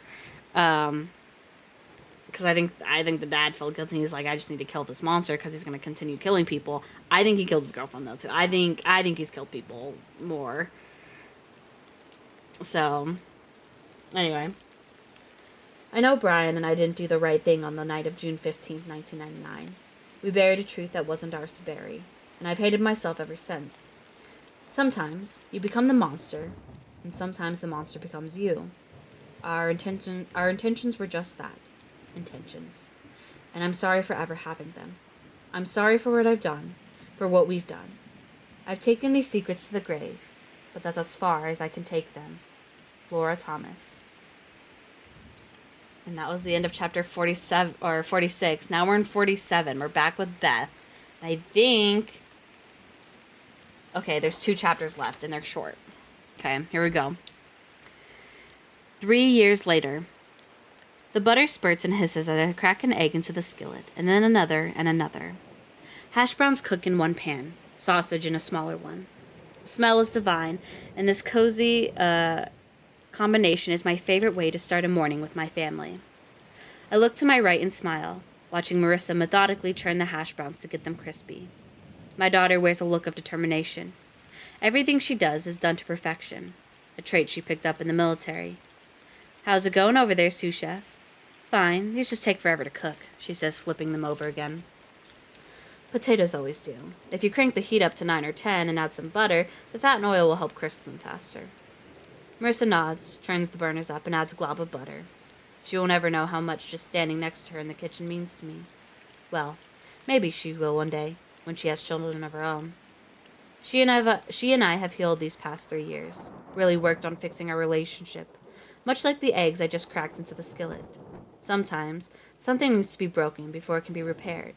And I mean truly broken. A cup that has some cracks in it, but still holds water. You don't work on fixing it. Instead, it goes back to the cabinet. It goes to the back of the cabinet. But a shattered cup needs to be mended to work again. Being pushed beyond my limits. Having a mental breakdown. Losing everyone and everything. I was shattered. What happened with my family, my mother and father and brother, meant losing the family I had. But it helped me gain the family I wanted and needed. I'm gonna get you. I'm gonna get you. Why the fuck did I read it like that? I was trying to understand why he was saying that. So I was like, I'm gonna get you. Lucas says in a sing-song voice as he chases our 3-year-old. They had another kid. 3-year-old slid around the kitchen table. His name is Jack, and he's a ball of energy. Oh no, they adopted him. We adopted him 4 months ago. He's made our family whole. Lucas has been nothing short of a wonderful father. Someone he never thought he could be, but someone I knew he was meant to be. Gotcha. He pitched his high-pitched squeals and laughs ring out as Lucas tickles Jack, blowing raspberries on his belly. His laughter is the most perfect sound in the world. We don't live in the grove anymore. It carried too much baggage. Too many memories that are best left buried. Actually buried. We didn't move far, just a few towns over, but that change made all the difference. We don't have to see those familiar streets with reminders of what happened, or run into people we don't want to talk to, who know about our past. It was a fresh start. Lucas and I married 18 months ago. It was 18 years overdue, in my opinion. It was nothing extravagant. Just a courthouse wedding, something intimate and small. Nicole was our witness. She and I have helped one another heal in ways neither of us thought possible. All these years, the secrets that kept us apart was actually the one that united us. Before, we were bound through pain, with bindings that cut and constricted. But now we are bound by love, hope, and our desire to live better lives and be a better family together. Michael didn't die that day. He was in the hospital for a long time. He had countless surgeries. His recovery was grueling and painful. But he did survive, and I think that was the worst thing for him. A boy that was so proud to have outgrown the Grove is now confined to a 6x6 cell only 30 miles from his hometown. It's like he never really got out. He won't be up for parole until 2050, and by that time he'll be in his 60s. I've sent him more than 30 letters over the past 3 years. He's never written back, and I'm okay with that. I think he doesn't write out of shame. Not out of hate. I don't hate him either. I just feel sorry for my little brother. He'll always be that to me. Lucas, can you get Jack's high chair set up in the living room? Sure thing, my love. Lucas kisses me on the forehead. That's so cute. Okay, I'm not gonna lie, that's a little cute. That do be a little cute. I love because like my parents call each other love, and that's just so sweet to me. Lucas kisses me on the forehead and oh well, this next one is not cute and covertly squeezes my butt. My heart races and my cheeks flush. I've had the same reaction to him since I was young, and I don't think that will ever go away. Cook, potatoes, cook, Marissa says to her pan of fat hash browns like she's a lieutenant in the culinary division. They're looking good, I say, serving the fried eggs and seared sausage onto several plates. She's gonna be on soon, Marissa says, almost in a panic. I take the spatula from her. Go ahead and get the TV ready. I'll finish the hash browns. Thanks, Mom, she says as she races towards the living room. Steam rises off of our delicious artery-clogging, dopamine-releasing delights as we hunker down and wait for the segment. All of a sudden, on screen, there she is, my sister. Tears fill my eyes and a smile spreads across my face. Good morning, America. I'm Rebecca Sanford, and today I'm pleased to have a special guest with us. Nicole Thomas is the best-selling author of the memoir, Home is Where the Bodies Are, where she recounts her harrowing and horrific experience of a family bogged down by the sins of some of its members. Nicole, thank you so very much for being here today. We're glued to the screen, anxious to hear what comes next. Lucas, Marissa, and I all read her book. Not that we needed to. We knew every word that would be in it. When she came to ask me how I felt about her sharing our story with the world, I was more than happy to let her have that catharsis. Plus, I knew she'd tell it well. Nicole hasn't relapsed again. She'd stay strong and become a writer like she always wanted to be. She and Casey are dating too. I wish Mom could see her, see us. She'd be so proud. As I scan the room and watch my daughter smiling, delighted for her aunt, and my husband bouncing our son on his knee, I can't help but reflect on what our parents did. They weren't bad people. They were good, and they loved with every ounce of their being. They wanted the best for their kids. All parents want that.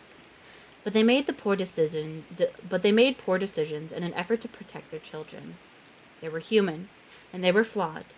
Sometimes, we do the wrong thing for all the right reasons.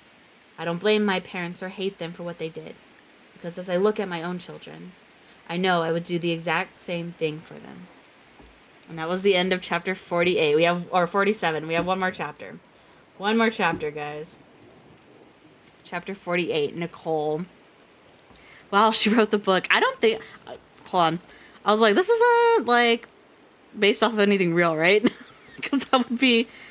hold on. No, okay. It doesn't say it's based off of anything real, so... but it was odd that it was, like, set up that way, you know? Anyway, chapter 48, Nicole. It's our last chapter. There we go, guys. We're finishing it. The lights on set are brighter than I thought they'd be. But, then again, light has never shined very bright on me before. My skin warms underneath them. I pull up my skirt, readjusting and straightening it before I take a seat. A man stands between two oversized cameras, pointed directly at me. He holds his hands up and starts a countdown, indicating when we'll be live again. Rebecca, one of the Good Morning America co-hosts, sits kitty-corner to me, dressed in a tailored pencil skirt and a matching blazer. Her shiny blonde hair stops right at her shoulders, and she's perfectly polished from head to toe. She's stunning. Even her knees look amazing. A makeup artist dabs a brush dusted with powder along Rebecca's T-zone while she reviews her cue cards. The artist offers me a touch-up as well, but I decline. You ready? The co-host asks, flashing a pearly white smile at me. I nod. Remember, we're just having a conversation. Don't be nervous, she says. I'm not.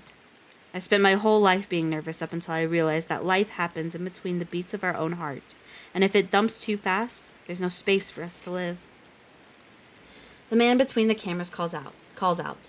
And we're live in 5, 4, and silently, his fingers mark 3, 2, and then he points at Rebecca, who introduces me, smiling as she speaks. She says, Nicole, thank you very much for being here today. Thank you for having me, Rebecca. Of course, so tell us a little more about your novel.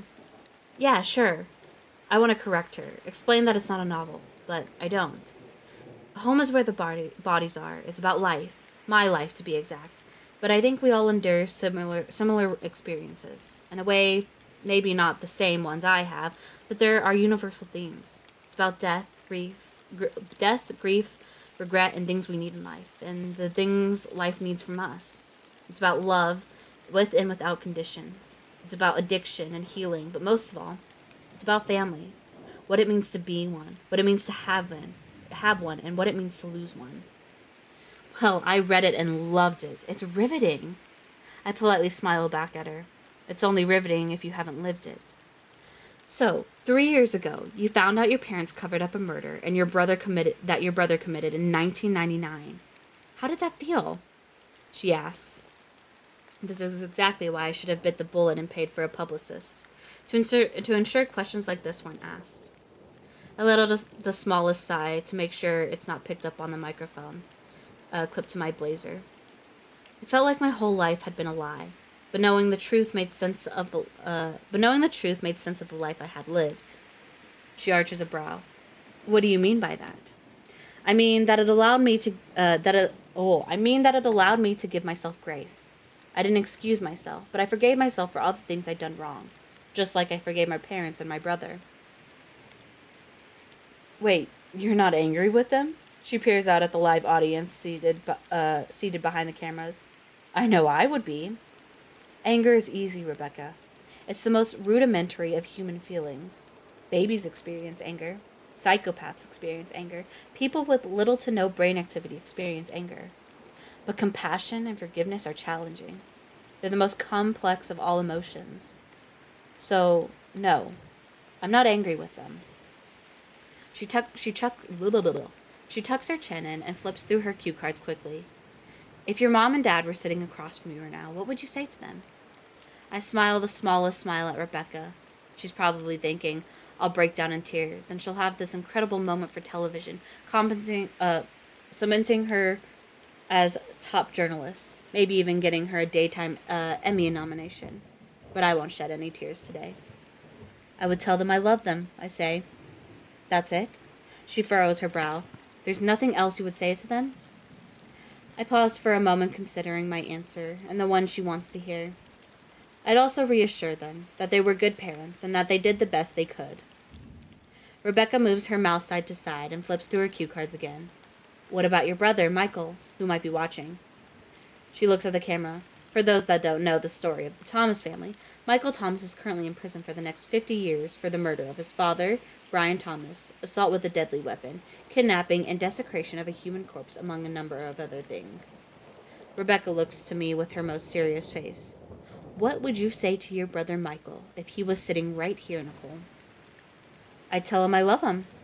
I'd remind him of the times he used to sleep on my bedroom floor when we were kids because I was terrified of the monsters that lived under my bed. I'd thank him for keeping me safe and keeping the monsters at bay. But I'd also tell Michael I'm sorry for not protecting him from them too. A single tear rolls down my cheek. Rebecca's smile widens, and I hear the hum of one of the cameras zooming in to capture it. I don't wipe it away, because it's not for them.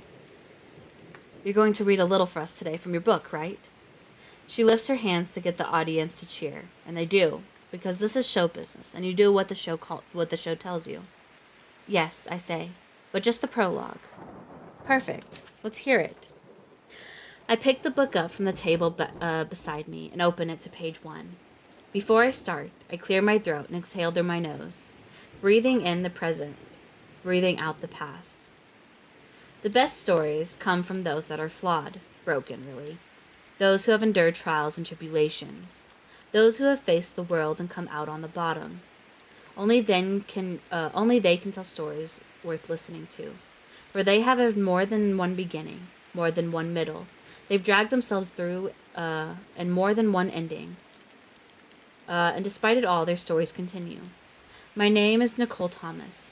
I'm a lot of things. A former drug addict, an older sister to a murderer, a younger sister to one of the bravest women I know, a daughter to flawed parents who love their children to a fault, an aunt to a niece who has seen me at my lowest points but loves me anyway, an aunt to a nephew I hope never sees that side of me, a good friend, a bad friend, a liar and a straight shooter, but most importantly, I'm a storyteller.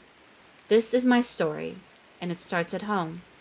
Because home is where the bodies are. And that's the end of the book, guys. That's the end. I love that, like, full circle, kind of. Because I think, the prologue for this story also, I think, was the same. Well, similar. Yes, it was. Yeah.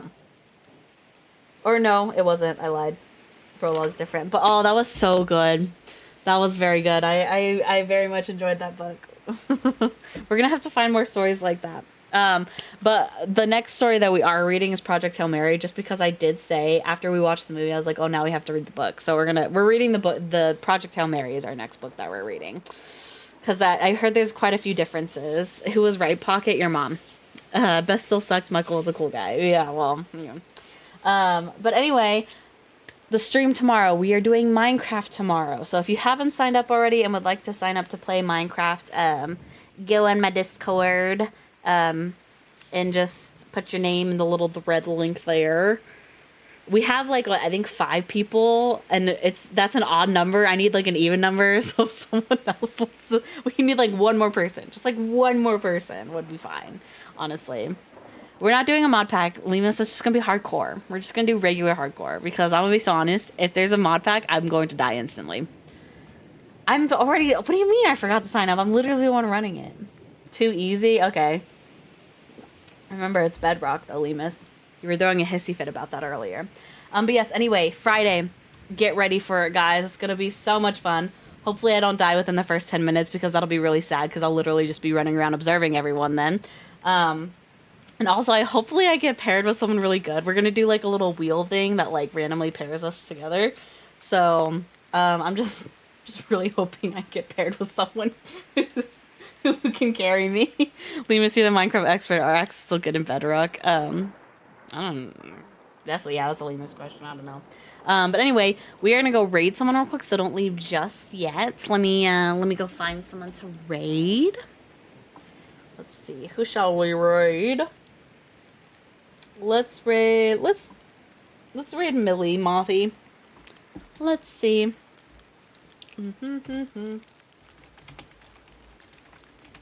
But yes. Anyway, stream tomorrow. I think what I'm gonna do, I'm gonna have us. It's either gonna be 7 or 8 tomorrow. I'll make an announcement for what time, but expect around like 7 or 8. I'll try and release the announcement early on so you guys can be more prepared. But 7 or 8 MDT is the time I'm looking at for the stream and all that. So just be prepared for those of you who are deciding to join to play. Because I kind of want to be all on at the same time. So that way no one's at a disadvantage or an advantage. You know, we all start at the same time, you know. So yes, and it'll be a Friday, so we can play for quite a bit, because most of us don't have anything to do on Saturday, so I'm going to pull out every rat. We all know you're gonna have a head start. I'm not. That's such a lie. I'm not gonna. I'm gonna be live streaming, so you're gonna see. I'm gonna be starting with the rest of you. So yeah. Anyway, I will create the world though. Of course, I have to create the world and get you guys into it. So. Oh, actually, maybe we'll have to all hop into a call maybe at 7, and then we'll start the stream at 8. So that way I can get everything set up at 7, and then we start at 8. Yeah, that's probably what we're gonna have to do. Yeah. Oh, good for you, Lemus. Okay, but anyway, yes. Hopefully I will see you all tomorrow. If not, I will catch you in the next one. But have a good night, day, whatever it may be for you, and bye-bye.